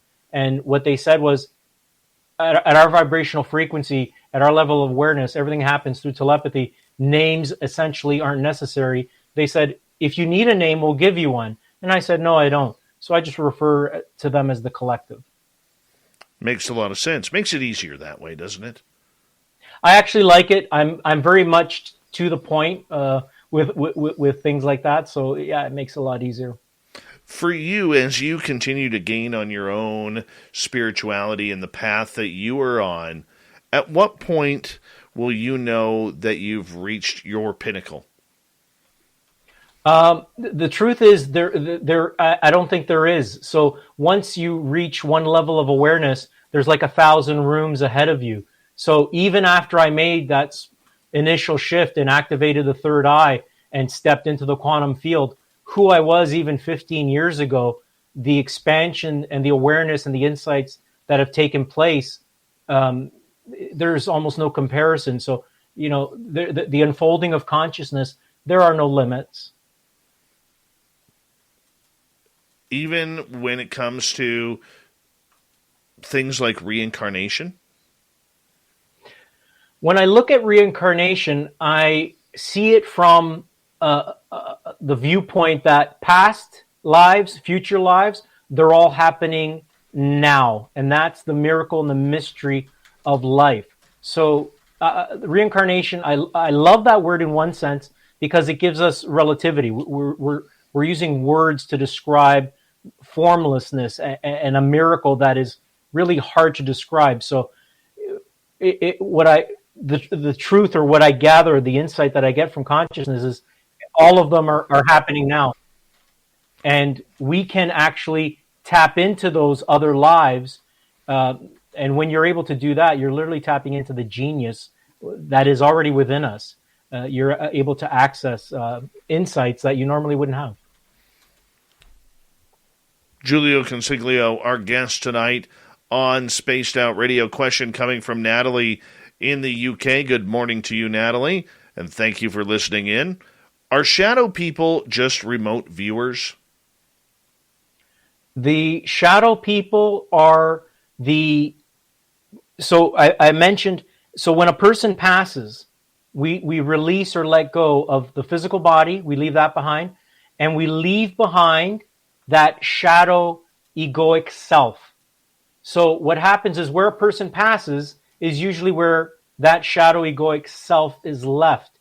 And these entities, these egoic selves, they form attachments because they form attachments when we're here on Earth operating with ego. We have attachments. So where the soul goes, when a person passes, the ego can't go. It's too high vibrating. So those shadows remain here. They're not remote viewers. They are the personality left behind of that person. So they can form attachments. I've seen them. I experienced them in that farmhouse where those two people passed in that room. So that's what my insights in consciousness tells me. I semi-agree with you there, but I think you're missing out on the remote view part. And I say that with all due respect. I was talking to someone who has affiliation with government projects in the United States who actually asked that same question. And studies into remote viewing actually show that sometimes remote viewers look like shadows hiding in corners. I could see that being possible, completely possible. Let us move to another question. Akryong here. Can you give any practical advice to regulate the heart chakra and the so-called feelings? What is it? So with the heart chakra, you want to cultivate compassion. You want to cultivate unconditional love towards yourself. Because if you can love yourself unconditionally, and that usually starts with forgiveness, that's, if a lot of us can come into that space where we release ourselves of the past, we would let go so much energy that is built up. When I made that shift, it felt like a ton of bricks came off me. So the heart chakra, if you want to expand it, be charitable, forgive yourself, forgive others, and just operate through unconditional love, just going beyond judgment. Good friend of this show, D.A. Roberts. He's a guest. He's a author and a cryptid hunter as well. He is asking, does past life regression really work? I feel it does work, and it does give us insight. But on the other hand, what I'll say is, what impact would that have on the life we're living now? So what I would say is, if you want insight, because sometimes, there's that feeling we carry things that haven't been dealt with in a past life. So if we find we're maybe repeating cycles, you may want to look at that now in what you're doing now. But healing, I have heard some pretty tremendous healing coming from past life regression. All right, let's go to Lara here. Would you agree that some shadow beings are also sentient beings, dimensional or others? That is a possibility. My experience with them has been, because of my awareness, when I become aware of them and they realize I'm not reacting to them, because they love attachment. So if you're reacting to them, they love to cling to that. That usually sends them packing. Is it possible that they are sentient beings or other dimensional? Part of that is a possibility as well. All right, let's go to Acreon again. Are there any spells you can recommend? What spell do you find useful and like the most? So in terms of spell or spelling, words are powerful. So if you're going to manifest or you want to start making shifts in your life, the words I am and what follows is quite powerful. And because when I say I am, it is I am now, not I will be. So I am healed. I am strong. I am released. So when you're saying words like that and what it is that you're trying to place in terms of intention, you want to say it with a knowingness and with a real faith behind it. So the I am and then what follows, quite powerful. All right, let's continue on here as we have a question from Davey. Do we really have spirit guides? Absolutely. And I've had some pretty tremendous experiences with them. And sometimes they will give you a nudge, and sometimes it will be red flags in front of you. So we absolutely do. If you want to get quiet and even go inward and ask them to reveal their name or names, you may be surprised at what comes. So, yes, we are guided. Absolutely. Sounds good. Let's get to another question from DA. When you experience sleep paralysis, are those shadow people that you see, or is it something else? Well, that evening with that night terror, there was some initial sleep paralysis in the sense, and it was related to what I was seeing. So I had several years back an experience with a shadow being at the foot of my bed at 15, 16. My brother woke me up. I knew I was awake because he was working as a correctional officer, and there was one at the foot of the bed, and I couldn't move for about 10 seconds. I kept trying to call out my sister's name, and I broke it, but that's definitely connected to the shadow beings, yes. Do you feel that shadow beings are all dark and dangerous, or do you feel there is some of the light as well? All I can speak is what I've experienced, and the ones that I've experienced have been dark. So, one seemed curious as I was coming around a corner, and it was Christmas time, and it was actually looking at a really bright Christmas tree in a window. But from what I've experienced, they form attachments, and they could be somewhat tricksters. I haven't experienced one that is high vibrating. Very interesting. Very interesting as we continue on here. And, yeah. Science Bob says, can I get the spirits to help me with a Nobel Prize idea? Science Bob, we have that idea. We have that idea, man. He's our resident scientist here, so By the way, Science Bob, what are you doing awake at this hour? You're never awake. Go ahead. Tell Science Bob I'll say a prayer for him. We'll see what happens. Yeah, Science Bob's good people. Very, very good and brilliant people. He is a definite mentor of mine. And great question. Yeah, actually, him and I, about a year and a half ago, we had a situation where we were having a pretty in-depth UFO conversation, and him and I both picked up on remote viewers, one at his house and one at mine, listening into our conversation. That's incredible. It was kind of cool. That's incredible. That's trippy. Yeah, it was very freaky. We've had a couple of weird experiences. A couple of weird ones. We got about 7 minutes left with you tonight, Jiulio. I'm just having way too much fun with you, man. It's too much fun. For people who may not understand what the chakras are, give us a breakdown. So the chakras are energy wheels that are found within the subtle body. So you have your soul, and then you have a subtle body that connects the soul to the physical body.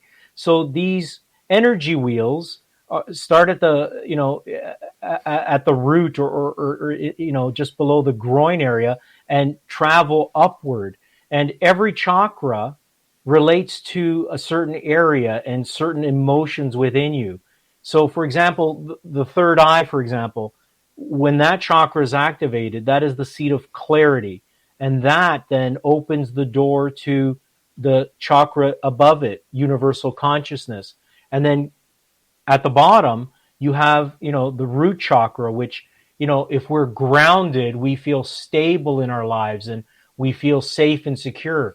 If we feel uneasy and uncertain, then that chakra needs balancing, and it's essentially releasing whatever fear is letting you feel uncertain and on shaky ground or unstable, and then replacing that belief with I am grounded, I am safe, I am centered, I am strong.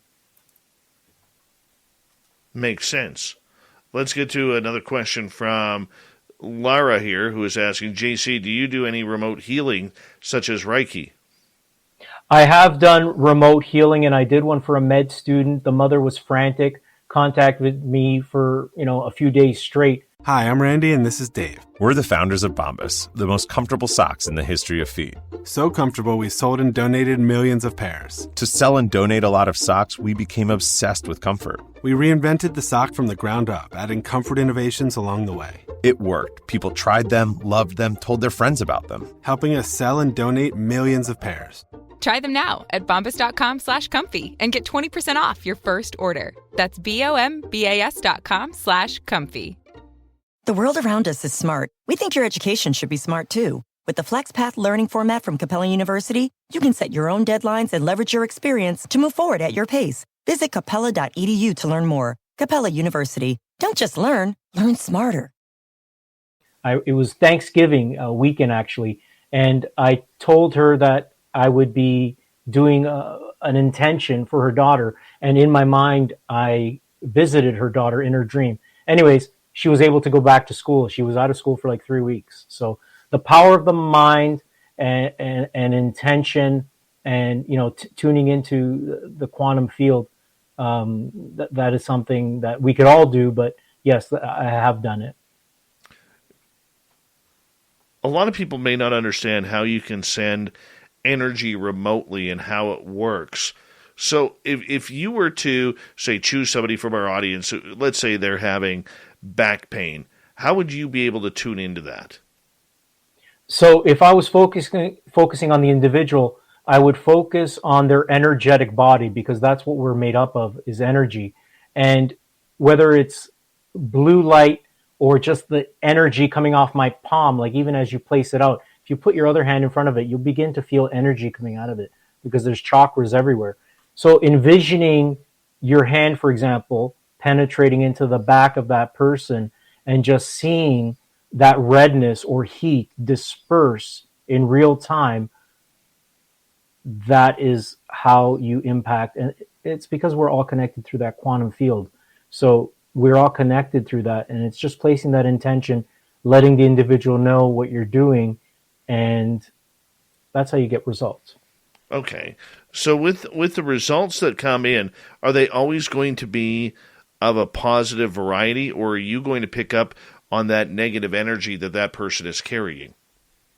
Yeah, exactly. So some people, they may have that desire to move forward, but they're still holding on to something. So if someone is not wanting to, on a subconscious level, to let something go, it can become a little bit more tricky or difficult. So it's having them realize what it is they're hanging on to. And then that's when spontaneous healing happens. And that was in my own case when I had that spontaneous healing happen after my cancer treatment.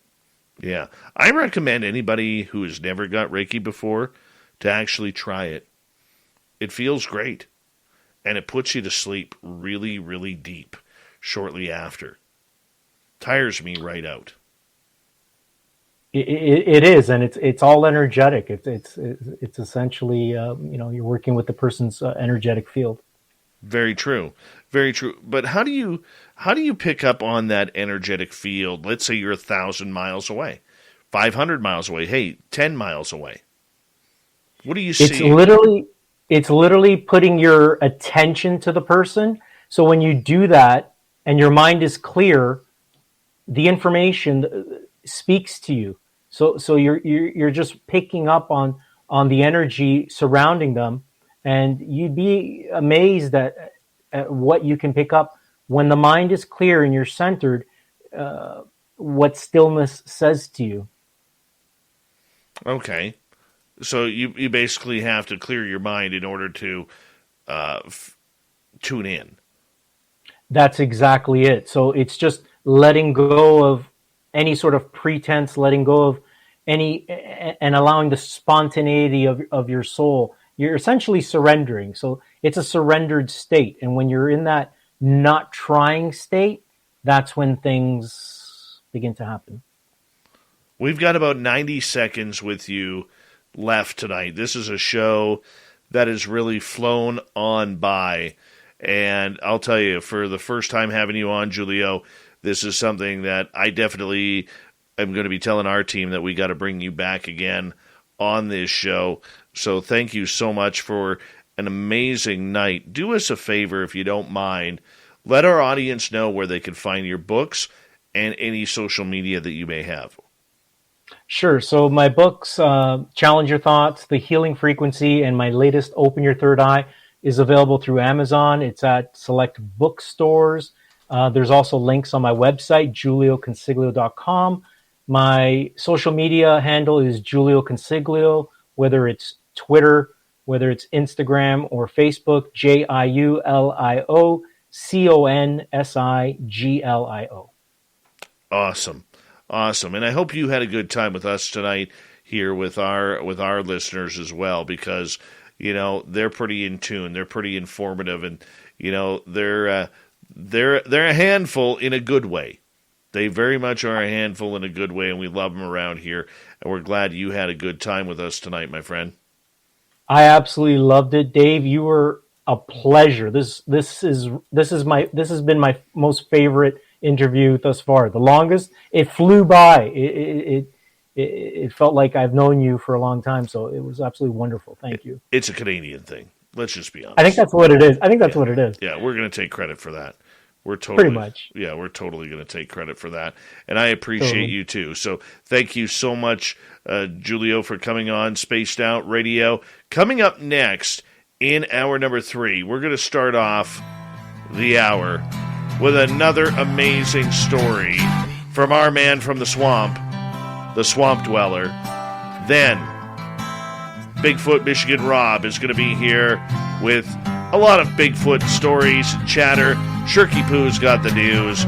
We got a great final hour left for you tonight.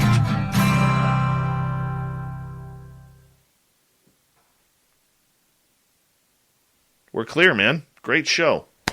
You are amazing. That was amazing.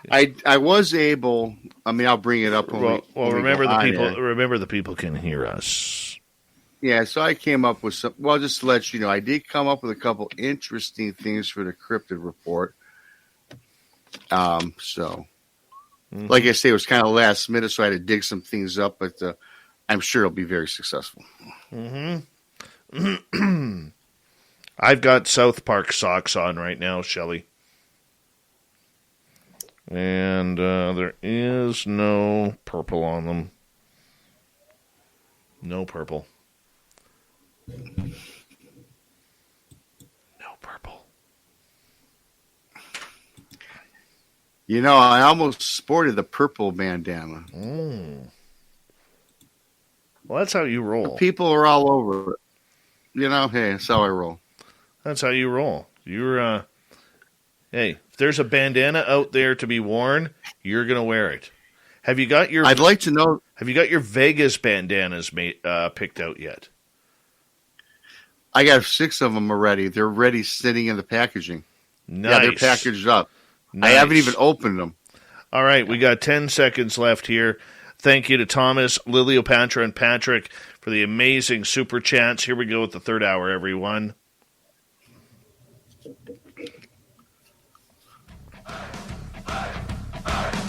Would you like to connect with us? Head to spacedoutradio.com for all your latest show info.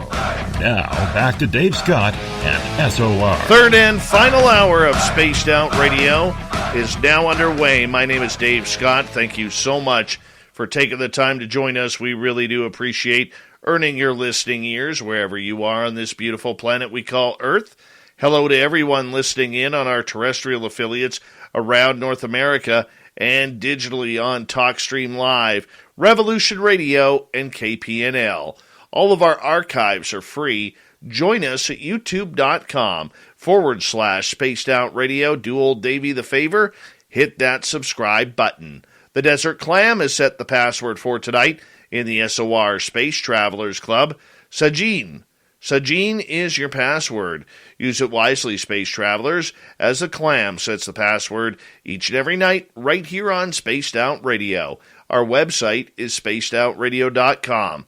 We have a plethora of features for you, including rocking out to Bumblefoot, reading Shirky Poo's Newswire.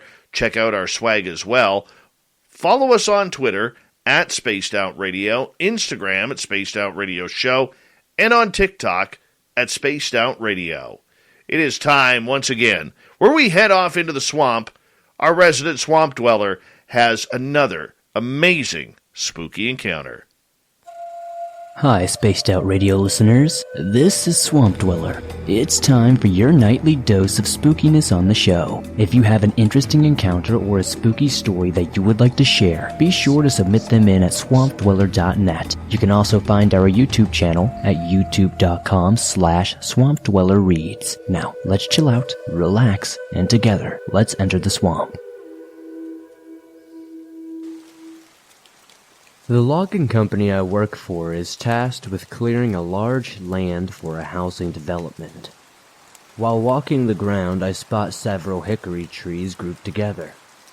I note the location as I plan on taking them for myself over the weekend while everyone else is at home, resting for the previous work week. Some barbecue places in my area will pay good money for a load of hickory. That Saturday, I load my chainsaws and busting mauls in the bed of my truck and head toward the job site. At the entrance, a group of people gathers, protesting the clearing of the land. Save the animals' natural habitat or something. Save the animals' natural habitat or something like that. Those animals don't help me pay the bills, and until they do, I'm clearing it out. The protesters block the entrance. I slowly pull up, roll down my window, and politely ask them to move. The protesters stand firm. I push down on the gas pedal for a moment, giving one of them a bump with the front of my truck. I continued to do this until they finally decided to move out of my way. I creep into the entrance, continuing to push protesters aside with my truck. The last protester screamed in my window, "These trees give us oxygen and provide habitat for thousands of animals." "Screw the animals," I said as I spit in her face. quickly driving away before any retaliation could take place. It doesn't take long to find the hickories as I remember their exact location. 10 hickories in all. It's hard work cutting them, busting them up into manageable pieces, loading the truck down, and making several trips from barbecue restaurants to this location. I dread dealing with the rude protesters every trip, but the extra money would be worth it. I downed the first 3 trees no problem. This old saw I had restored was cutting through the wood like butter. I was ready to lay down the 4th hickory when I got distracted by movement in my peripheral vision. During this distraction, the saw kicks back, almost tearing into my leg. I dropped the saw. I looked down to see a rip in my jeans where I saw the blade caught it. That was too close, I say aloud, my heart racing from the close call. I spin around, ready to scream out profanities and belittle the little jackass protester that distracted me and almost led to the destruction of my leg. To my surprise, no protester was in sight, only a giant buck. Its rack was huge, 14-pointer at least. I'm an avid hunter and I don't think I've ever even seen one this big. If only I had my rifle handy. I'd have a nice head to mount on my wall, and some nice meat for the freezer. Then something unexpected happened. The buck's eyes started to glow red. I investigate them, almost hypnotized by the red glow. I was in such a trance, I didn't hear the snap and pop of the now falling tree behind me. The tree glanced off my shoulder and into the side of my knee, collapsing me to the ground. The massive tree was still on top of my leg, pinning me to the ground. I let out a scream that I thought for sure one of the protesters would be able to hear. But after laying on the ground for several minutes in pure agony, it became clear they had not heard me. I began to assess the damage. My jeans were beginning to turn red from the blood. I stick my fingers into the rip previously caused by the chainsaw and rip the jeans. I continue to tear away at the fabric until only the seam connects the lower part of my jeans to the upper part. I roll the jeans up as tightly as possible, the flesh tender to the touch. I get the jeans just above the knee, and I can now see the bone protruding from my skin just below the knee. I get a slightly light head and must turn my head away, the sight of blood and bone sending a sickening feeling through my stomach. I must try hard not to vomit or pass out. I try yelling again. I scream until my voice is hoarse, but no one can seemingly hear me. No one is coming. I can't lay here for 2 more days, pinned under this tree, waiting for my friends and coworkers to come.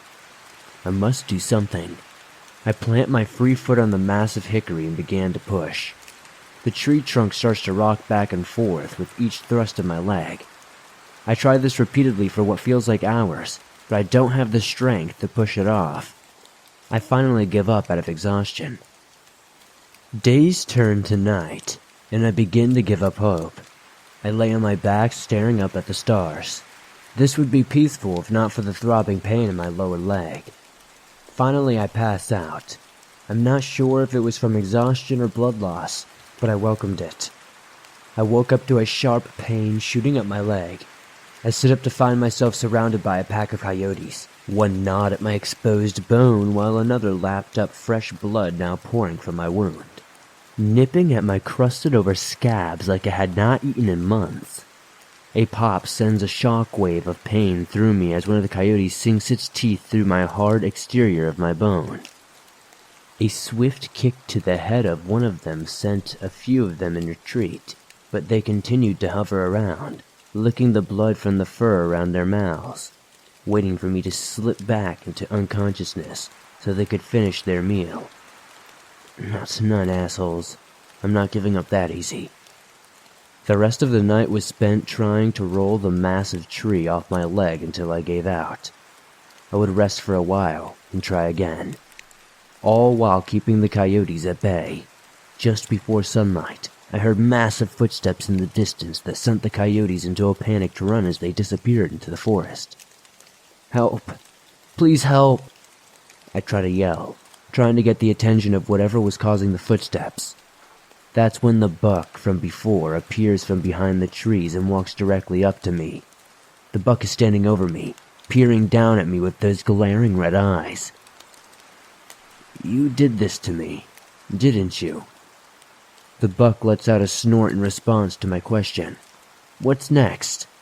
The buck turned its eyes to the sky as 5 vultures circled.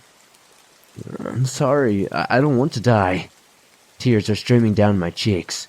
I'll quit the logging business. I'll never cut down another tree if I live. Please. Gearheads know that some projects need so many parts, it feels like you need a whole storage unit just to store them. That's what eBay Motors' 122 million parts are for. Think of it as your virtual parts garage. They've always got the right fitment at the right prices. Use the eBay Motors app or visit ebaymotors.com. Let's ride. The world around us is smart. We think your education should be smart too. With the FlexPath learning format from Capella University, you can set your own deadlines and leverage your experience to move forward at your pace. Visit capella.edu to learn more. Capella University. Don't just learn smarter. Please help me. The buck tilts its head to the side as if it was contemplating whether I should live or die. It lets out another grunt. His eyes, red, begin to glow brighter. My light begins to fade as darkness overtakes me. I wake up several days later in the hospital. Part of me hoping that it was only a nightmare, but the notion is ripped away at my absence of my leg, amputated from the knee down. After recovering, I went home and sold my chainsaws, busting mauls, axes. I even sold my wood-burning grill and got charcoal. I'm not sure where the local barbecue restaurants will get their wood now, but it sure as hell won't be from me. Oh, wow. Another spooky story, courtesy of the Swamp Dweller. Go to youtube.com/Swamp Dweller Reads. I'll tell you, he's gaining like 1,000, 1,500 subscribers on his YouTube channel a week.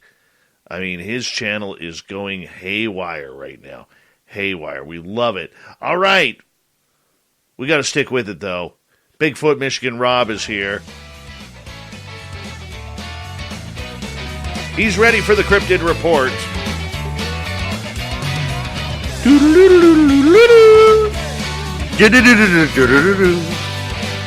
Very nice. Very nice, Bigfoot Michigan Rob. I gotta, practice. How you been doing? I've been doing fantastic, dude. Fantastic. Wonderful. You guys over at Brunch with Bigfoot in Texas Front Porch have some exciting news. Yes, Dave, we do, and thank you very much for that. It'll be starting in April, but it is official. We have to get everything kind of gelled together. We'll be with Odyssey Radio and live on iHeartRadio starting April 1st, I believe it is. We're in the process of getting scheduled and downloading files. So yes, Dave, Odyssey Radio, live on iHeartRadio. And I do have to say thank you to Dave Scott for helping us get that completed. Again, our entire team thanks you, Dave, for that. Oh, no problem, man. No problem. I was pretty excited about the offer of joining them as well and trying to bring over some other good podcasters and hosts to the digital network, Odyssey Radio at odysseyradio.com. Now, Odyssey is spelled Odysy. And they got a good team over there. And very excited to be a part of it and to grow with them. It's nice.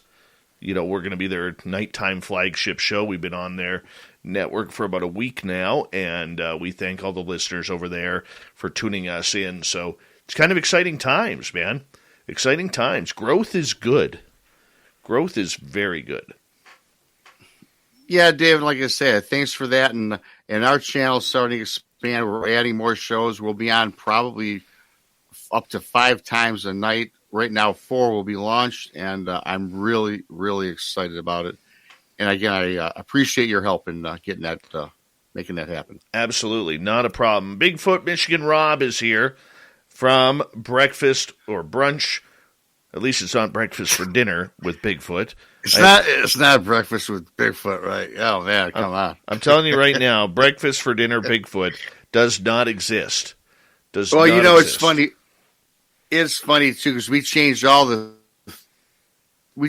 our formatting and we're marketing a little bit differently. Now, I used to say Brunch with Bigfoot. Now it's Brunch with Bigfoot Michigan Rob, as we have 4 different shows. But we could talk about that a little later. I love it. I did want to break into this. I want to let everybody know how much I dig Spaced Out Radio and Dave Scott. You're too my kind. My cousin is in the hospital. Now, everything's fine. We'll leave it at that. So spending some time. So my phone's going off in my pocket. And I'm in the hospital, so I can't really get reception. I don't know what's going on. I'm getting all sorts of alerts. So I'm like, now what in the world is going on now? So we'll leave the hospital, get outside, and I look, and there's a bunch of text messages coming in. One's from Super Duke. I don't answer it because I see Dave Scott's name flashes on my phone. I answer the phone, and Dave goes, "Hey, man, what's up?" I go, well, I'm kind of at the hospital taking care of some business here with my cousins. My cousins, laid up. Dave's like, "Oh, man, I'm sorry." I'm like, "Yeah, that's okay." I said, "What's up?" "Well, can you come out for Super Duke?" "But I understand. I understand, Rob, if you can't." And so I'm like, Dave, man, I got to get home within an hour and a half. I got to put a show together, and I don't want to put out any garbage. I want it to be quality radio. Dave goes, "Yeah." Then Dave says to me, "Hey, man, we're professionals. We'll make it happen." And when he said that, I said, "We'll make it happen tonight." Yeah. So tonight I put together something pretty nice. Nice. What do you got for us, bud? We got about 8 minutes here before we go to break at the bottom of the hour.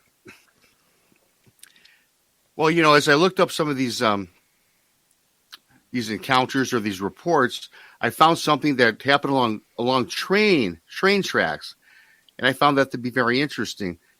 Train tracks and Bigfoot sightings, right? 1975 in Monongahela, Pennsylvania, there was a group of hikers that were hiking along the train tracks and seen from the wood line, some Bigfoots pop their heads out. Now, there was like 20 of these reports. I was going through a couple brief ones just to give you an idea of something. Rock Creek, Ohio, hunters walking along an abandoned train tracks. Again, see a family of 5 Bigfoot, all black with blue eyes. They pop out. They disappear in the tree line, et cetera, et cetera. I got like 6-7 minutes, so I'm going to cut some of these. They're all around train tracks. Ionia, Michigan, another one happens. So what I'm putting together is a lot of Bigfoot, Dave. They're lineal, right? They're lineal in their nature, meaning they like to walk along power lines. They like to walk along pipelines, anything that's straight. So it makes sense that you might see them along train tracks. So, long story short, we get to 2002 in my state of Michigan. I call this homeless man versus homeless man. These are railroad tracks. They're along the Detroit River, along power lines, in a commercial area. Now, this is like the ghetto of Detroit in 2010. A homeless man, human being, he happens to be out in the neighborhood, in the ghetto, and sees about 3 people hunched down going through a dumpster. Now, it's not your average dumpster like you'd see in back of a McDonald's or a, dare I say, Taco Bell. Don't shame Taco Bell around here. Be careful with that one.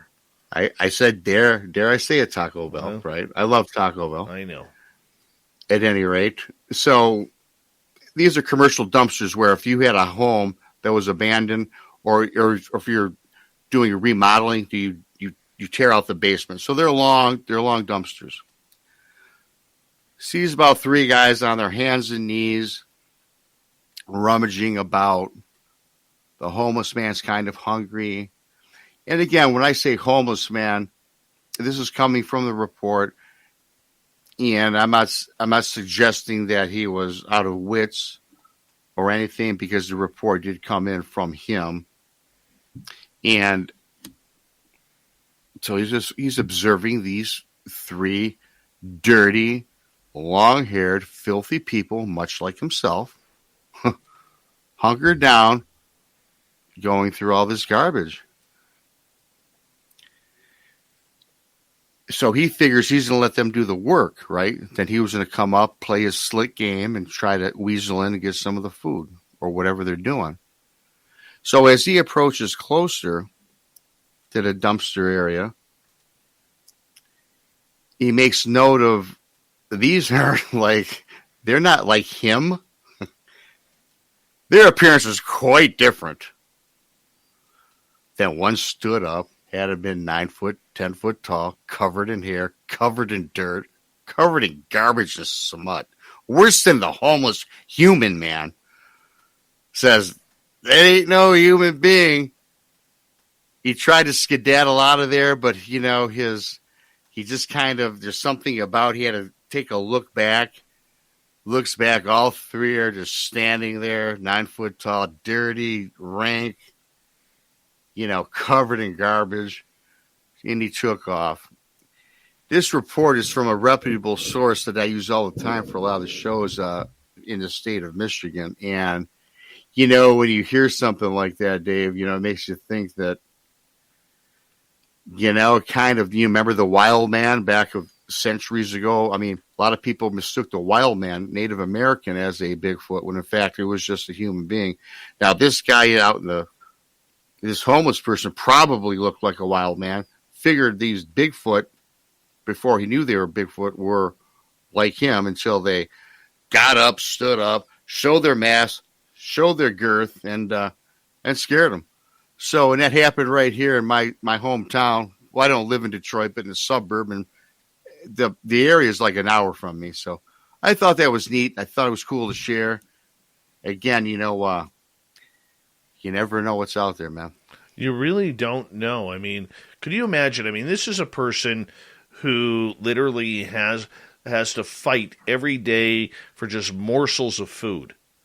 Yeah. And he comes around, sees these, whatever they are, right, filthy human beings, which didn't happen to be filthy human beings, going into, where he was or where he normally feeds. I mean, and then when they stand up, holy cow, that's a shocking reality that someone doesn't expect. They don't. You often hear about these people that see a tree stump. They think it's a tree stump along the tree line. And they're, sitting there just minding their own business. Then the tree stump moves. Then not only does it move, it grows. It stands up and it turns into a tree, when that tree is in fact actually some sort of being, right? I assume it's Bigfoot, right? We don't really know. Again, I don't claim anything to be a Bigfoot or any other cryptid. But let's face it, this is what we do, right? This is what we're into, so that's what you associate it with. But yeah, it's but to think that it's right here along the Detroit River, in a once populated area. You hear so many stories. I can't put together Bigfoot living in a ghetto versus I see him in the forest, right? I don't see him in Detroit, albeit along a waterway, a trail, railroad track where you could get to the woods. But it's just, man, the more you know about these creatures or the subject, the less you know. Every day I get perplexed. Because as you know, Dave, I talk to a lot of people every day. And every day I'm not surprised at all what I hear. Some of the stories are so science fiction, to keep it polite, Rob. It's very hard to draw the line between what's real and what isn't. And, that's a perfect example of why I'm not a researcher, man. Perfect example. Because Matt, I don't know what is real anymore with some of this. And let's discuss that. Let's discuss that when we come back, as we will continue with the Cryptid Report with Bigfoot Michigan Rob here on Spaced Out Radio. We're going to give the Magic 8 Ball another week off. It's been acting strange lately. We got to get it cleaned up. It's not ready to go. I'm not feeling it. Bigfoot Rob is here. We got you covered. Shirky Poo's got the news. We got you covered. Spaced Out Radio continues right after this.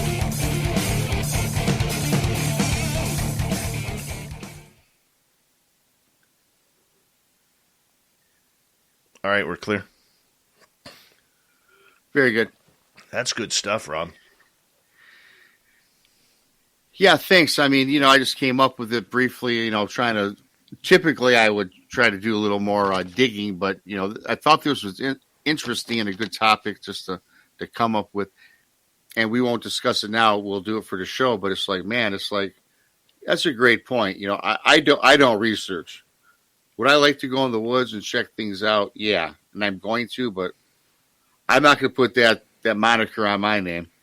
No way, man. Too stressful. Mm-hmm. I can't wait to get out in the bush, man. Can't. Oh, wait. Yeah, me either. Oh, there's our man, Super Quest. There he is. The man, the myth, and the legend all rolled into one. Leroy. All right. Super Quest. Good to see you. Love him, man. Love him. He's cool, dude. I'll give a shout out. Steve Wolf. Steve Wolf, man, he's a great fan of the show. Steve, man, I love you. He's always always offering support. Michael Leger. Race fan. Michael Leger. The Michael Leger. Mm-hmm. Don't blame you. Don't blame you. My man, Joe Monk. Joe, man, I heard you're not coming to Vegas, Joe Monk. Yeah, I know. It's disappointing. Man, we can't tilt him back, buddy. I was so looking forward to meeting I know. Joe Monk. I know. You know what? He just likes to be a heartbreaker. Doesn't matter. Men, women, friends. He's just a heartbreaker. Yeah. Peppa H. Yeah. Yeah, absolutely, Joe, man.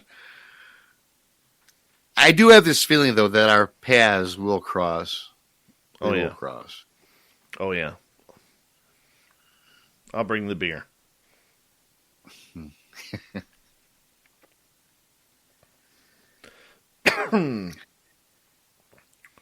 Mm-hmm. For our audience members, if you haven't read our social media posts today, Lynn Wallington will be moving her show from the weekends to Tuesdays and Thursdays. We're rebranding it the Lynn Wallington Show. Hey, there's Super Duke. Hope you're feeling better, buddy. Hope you're feeling better. But we're going to rename her show the Lynn Wallington Show. It's going to run at 11 a.m. Pacific, 2 p.m. Eastern for 2 hours. It's going to give us, finally, our first weekday presence during the day. I'm so excited about it, and I know all of you are going to come out and support Lynn as she continues to just be a bastion of a bright light for this field. So necessary. So necessary. She's just amazing. And so I'm looking forward to it. And we're going to change the name of the After Hours show to Spaced Out Weekend. That'll continue. And we may have another show joining us. We're just working on that. It'll be a 1-hour show right before Spaced Out Weekend. And, I'm not going to give that one up just yet. Just yet. But the main thing is, make sure you go hang out. Learn Lynn's new time.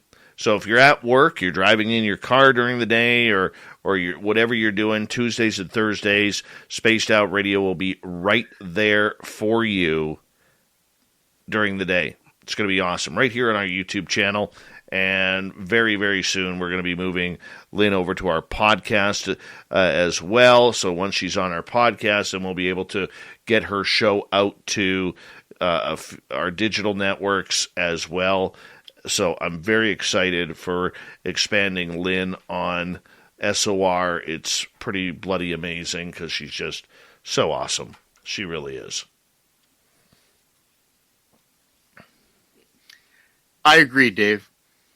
In fact, we promo her show on ours because she promos ours on her morning show from 8 in the East, Sunday through Friday. So that's awesome.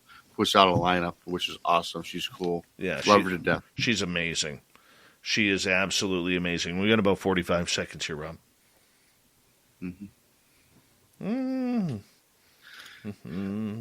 Good to see you, Super Duke. I'm holding down the fort for you, buddy. You know, you can't take so much time off, man. I'm getting used to this chair over here, man. So I just gotta tell you. Between you and Duke, you guys do a great job. Thanks, Dave. You do a great job. I want to say a big thank you to Thomas, Liliopatra, and Patrick for the awesome super chats tonight. We very much appreciate the love and support. It's a great way to support what we do on a nightly basis. So thank you. Thank you to all the veterans who are tuned on in tonight. And here we go.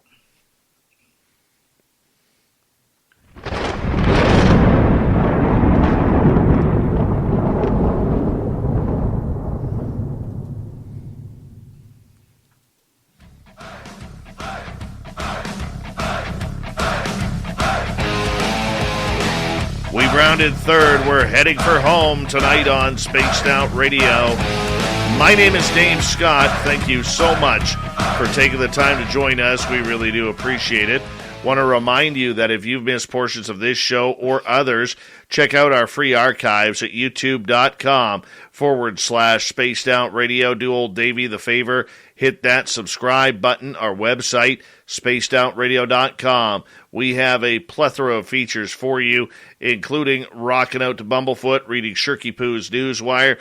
Check out our swag as well. Follow us on Twitter at Spaced Out Radio, Instagram at Spaced Out Radio Show, and on TikTok at Spaced Out Radio. We continue on with the Cryptid Report. Bigfoot Michigan Rob is here from Brunch with Bigfoot Rob, and we're loving it here on SOR. Rob, how you doing?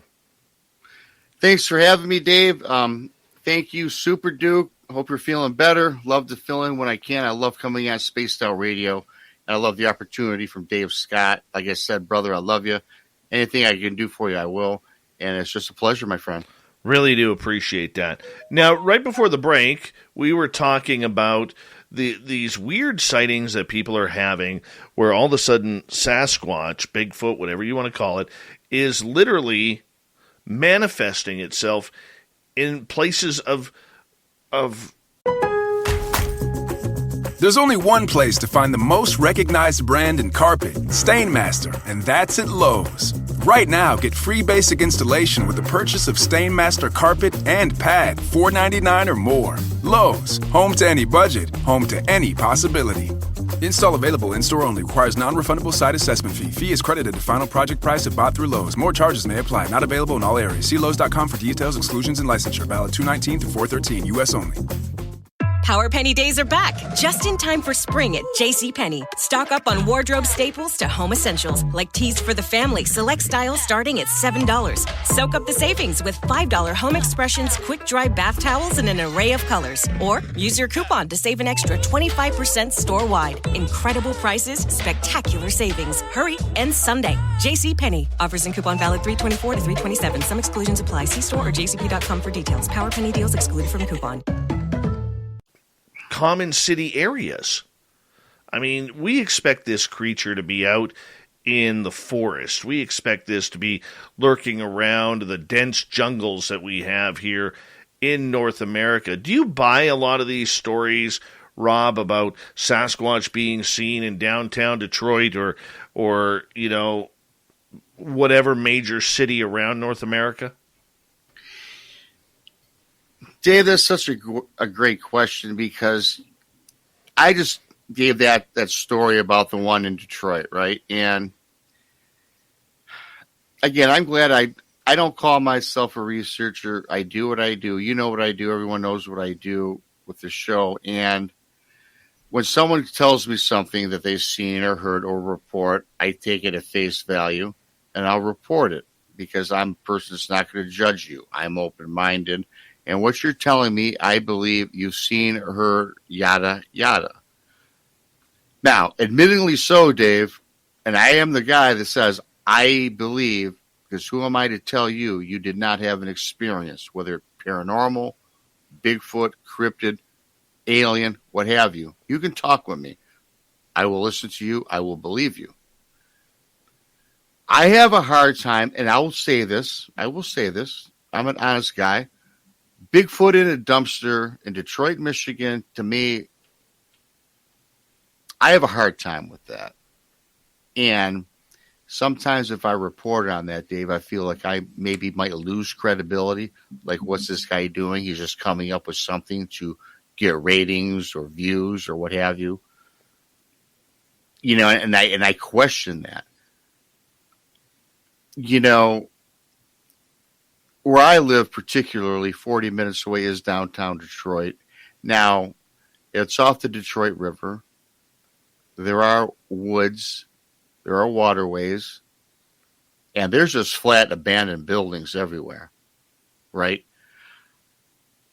I'm more apt to believe a Bigfoot coming up on the river into an abandoned area that's surrounded by deadfall, surrounded by overgrowth of vegetation. Nobody goes there. The police don't go there. A human being doesn't go there. So, yes, it is kind of desolate. I mean, it's not the forest. It's not the Pacific Northwest. But you know what? It is overgrown. It reminds me of the jungle. So, yeah, therefore I can see that. I can't see a Bigfoot walking down Times Square sporting a top hat and swinging a beautiful cane, however.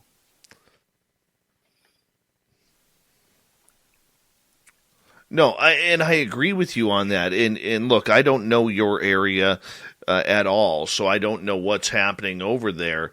But, I mean, look, we do know that animals, wild animals, doesn't matter whether it's coyotes or deer or rabbits or whatever, will take over areas that have been abandoned as nature reconstructs itself.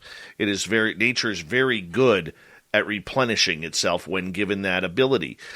So, I mean, maybe it is possible, but it just doesn't make sense. And you know, for me, Rob, I believe a lot. I really do believe a lot, because not only do I want to believe, okay, but I think people are having some very, very captivating experiences. And like you said, who are we? We've never stood in their shoes. We don't know what those people have experienced. So I think that's a very fair comment. But at some time, we got to draw the line a little bit.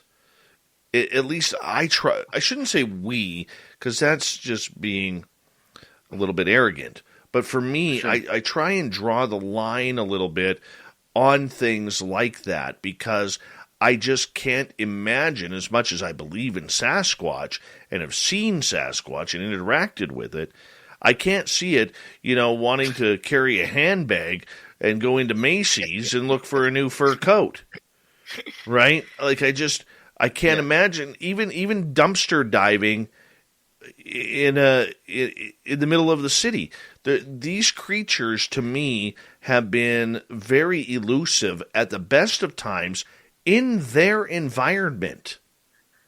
You know, and all of a sudden have them dumpster diving in the middle of Detroit, where there's literally in that area probably, 10, 15, 20, 30, 40, 50,000 people in that area? Yeah, you know, again, Dave, not to turn this into a comedy show, but, you know, I agree with you 1,000%. Now, in the city of Detroit, yeah, there's that many people, as you suggested. But, you know, with this report, what I was talking about, this was in no man's land, right? And I don't buy this. And I'll flat say it. No, I don't believe in Bigfoot in downtown Detroit by Tiger Stadium, by Ford Field, eating a damn McDonald's burger. You know, I don't believe that. And I don't report anything like that, right?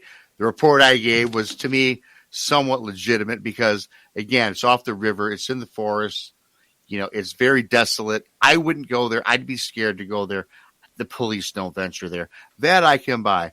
I don't buy these other things that they're hanging out in a torn down subdivision where thousands of people dwelled.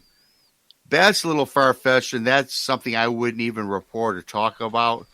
But to your point, I'm not going to report that because this is so hard to get over that hurdle about Sasquatch being a joke anyways. So a report like that, a report like Sasquatch ordering a shake, a Big Mac, and fries to go as he's traveling down in his Huggy Mobile on Woodward Avenue just ain't going to cut it. And that's certainly something I'm not going to report on. Oh, absolutely. I mean, look, as a researcher or somebody who trusts your opinion, you have to take the report. You have to. Yes. Right? But I mean, like Swamp Dweller says, Sasquatch did a backflip over my tractor. That's exactly what we're talking about here. We always love it when the Swamp Dweller comes on in. That's sweet. Thanks, Swampy. Yeah, Swamped Out Radio you're listening to right now. Dude's got me addicted to watching him play video games on Twitch now.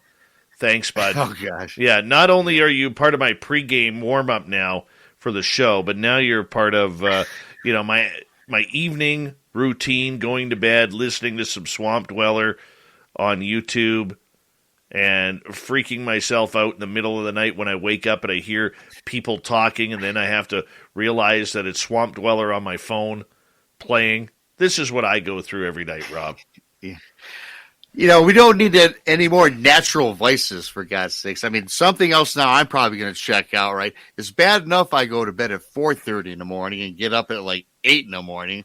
I'm going to be checking that out, Oh, dude. But that's awesome. Honestly, honestly, I'm back in, and I've listened to the changing topics, I know.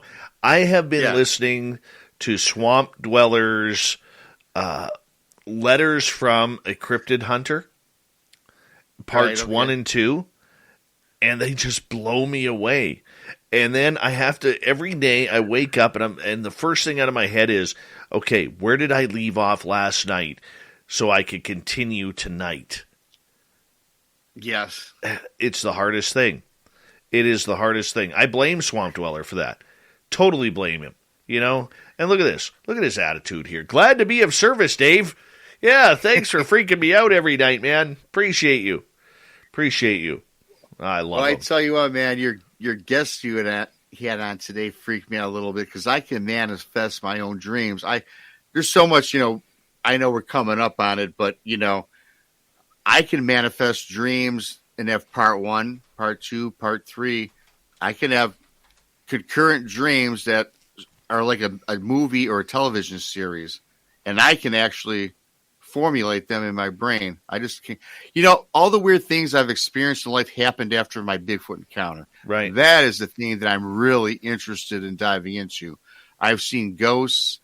I've seen demons. Some people say I might have seen an alien. So it's a lot to unpack. Not today, of course, but yeah, in today's show, man, it was an awesome show. And once again, I don't know anything. Other than this.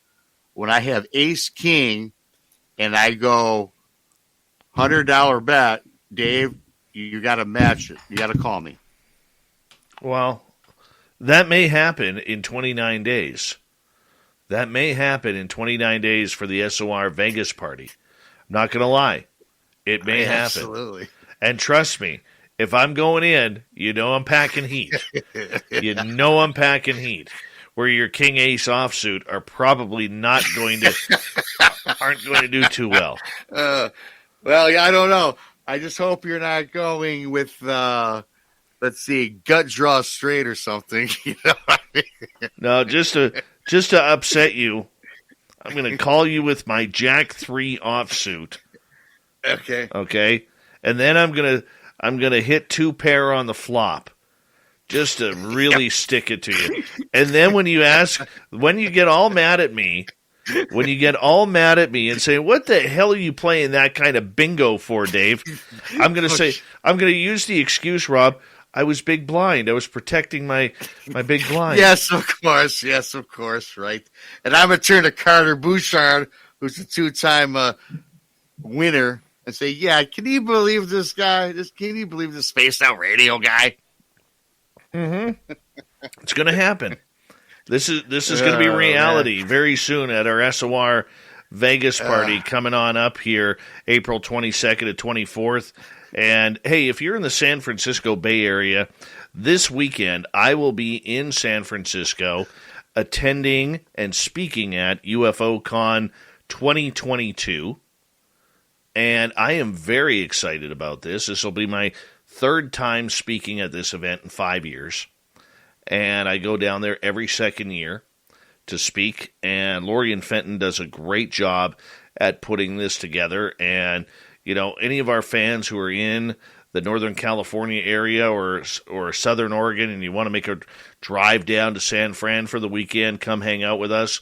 UFOCon22.com is the website. I'd love to meet up with you guys and hang on out. That'll be a lot of fun. A lot of fun. Robbie, it's time for us to get to the news here. So I'll get you to hold on. If you want to stick around, you can stick around. If not, well, you know, I know you have some important bandana choices to make before Vegas. What colors are you gonna wear? So let's get to the news.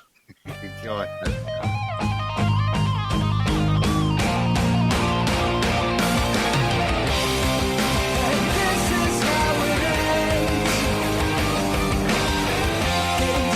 All right, let's see what Shirky Poo has packed for us. How are we supposed to know who the father is anymore? Yes, television heartbreak after 31 years of letting us know who the daddy is to teen pregnancies, mysterious illnesses, and who is and who isn't the father of the child. Maury Povich calling it a career. I didn't realize he's 83 years old. Yep, they didn't pick him up in syndication for a 32nd year, so old Maury decided to retire. Yeah, the daytime talk show host says he's ready. He was ready 6 years ago, but still followed through on his contract, even though I told him I was ready for assisted living out of loyalty to NBC Universal and my more than 100 staff and crew members. I agreed to one more deal. And then he goes, I'm so proud of my relationship with NBC Universal and all of those who worked on the Maury Show, but as I occasionally tell my guests on Maury, enough already! Yeah, thank God. You should have been enough already about 25 years ago. His show launched in 1991. Yeah, it was the Maury Povich Show then. Then he shortened it to Maury in 98 because he wanted to be like Madonna and Cher and many others. Povich was a television journalist before going into the talk show circuit, beginning in Washington, where his father, Shirley, was a well-known sports writer. He anchored local news in Chicago, L.A., San Fran, and Philly. For a while in Los Angeles, his co-anchor was journalist Connie Chung, who he married in 1994. Yeah, Maury's calling it a career. What will we do? Who will pick up all of those paternity tests now? Because we got to figure that one out. A couple reckon they have managed to capture footage of a ghost roaming around their house at night. Joey and Amy Radke say they were previously warned that their home was haunted by demonic entities before they moved in a couple of years ago. Of course, because they're the yuppie types, they didn't believe in that kind of stuff. Yeah, right. Didn't pay any attention. Always felt comfortable until recently. Footage caught on camera that the couple had set up to keep an eye on their pets appears to show a figure walking around their hallway. Yeah, this figure looks like a man wearing white overalls with black boots and short hair. Taking a closer look at the footage, old Joey and his partner couldn't figure it out. Yeah. Oh, they believe, though. See, this is how we see things differently. I gave you my description, They say it shows a figure wearing a nightie and a bouffant hairdo, much like Gail Captain Shirk's beehive, where she loses her glasses all the time. After seeing the video, Joey decided to do some digging, examining more footage, asking neighbors about the property's history. Following his investigations, Joey reckons the figure is likely to be that of an elderly lady who died in the house years before and was carried out of the house wearing a nightie. Oh, it's all coming together now. The sales worker is convinced that the footage is proof of the afterlife and believes the clip is the holy grail of ghost videos and says it can't be faked. Boy, have we heard that one before. 100 times before. We took it to my brother-in-law's house, the tape that is, and set it up on the TV so we could make out the woman with the beehive. We just gasped. It freaks my wife out thinking about it. She doesn't want to talk about it. A woman died in our bedroom many years ago. The neighbors say she was taken out by paramedics in her nightgown. No, they're not happy. They've got ghosts. They've got ghosts. Here's a weird one. In South Carolina, prosecutors there chose not to file charges in relation to an incident where a man who fell off his jet ski was shot and killed by his rescuer. Yeah, figure this one out. Yep, the sheriff's office said in a statement that prosecutors ruled the shooting was in self-defense. Yeah, a man and a woman, neither wearing life jackets, fell off a jet ski into Lake Kiowee. Bystanders on a pontoon saw the incident and, believing the man and woman were in distress in the water, brought them on board. But then things went really, really weird. The man, who had been rescued, became agitated and began assaulting the couple on the pontoon. Investigators have been told that the man may have wanted to get back on the jet ski. The woman who was rescued allegedly pushed the man back into the water, but the rescuers helped him back out of the water for a second time. A confrontation followed. Police said the man on the pontoon boat shot the man, fearing for his and his wife's life after being assaulted. Oh, there's more to this. There's more to this. There's got to be. All right, let's continue on. Let's go to this one here. Are you missing any teeth? I know we got a lot of UK listeners here. Are you missing a set of teeth right now? A British restaurant is trying to find the owner of a set of false teeth. The Barclays Pizza and Prosecco, located in Royton, Oldham, England, said workers were cleaning in the early morning hours of Sunday when they found a full set of teeth dentures on the floor in the bar area of the eatery.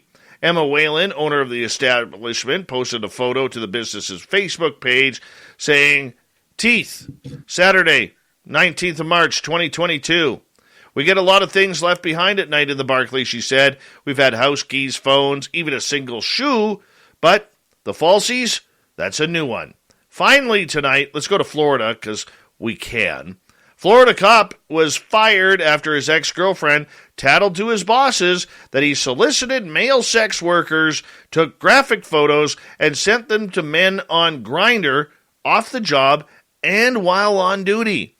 Joshua Brack, former deputy sheriff in Palm Beach County, was investigated in 2021 after his vengeful ex-girlfriend revealed to authorities how he really behaved on the job. It's alleged that the former sheriff, or deputy sheriff, engaged in misconduct and or committed various crimes while wearing his badge and his billy club.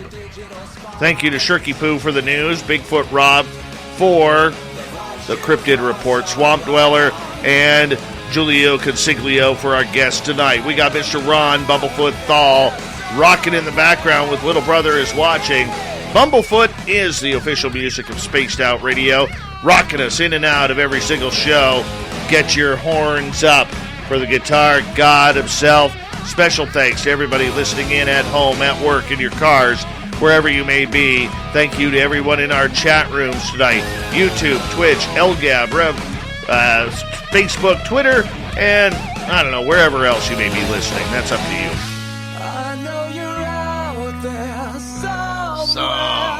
Remember, this show is copyright by Spaced Out Radio. And SOR Media Ventures Limited, thank you so much for choosing to share your evening with us, because together, my friends, we own the night. Mr. Bumblefoot, we need a favor. We need you to take us home.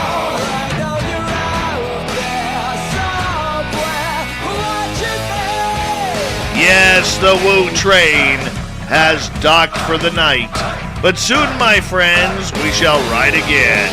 Your seats are always available. Your tickets never expire. And if you want to bring a friend, we've got room for them too. Good night.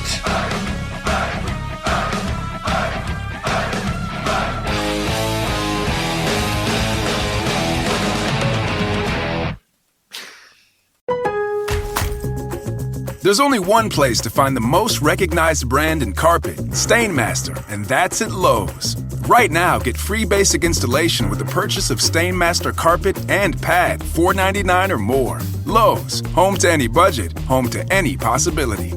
Install available in-store only. Requires non-refundable site assessment fee. Fee is credited to final project price if bought through Lowe's. More charges may apply. Not available in all areas. See Lowe's.com for details, exclusions, and licensure. Valid 2/19 through 4/13. U.S. only.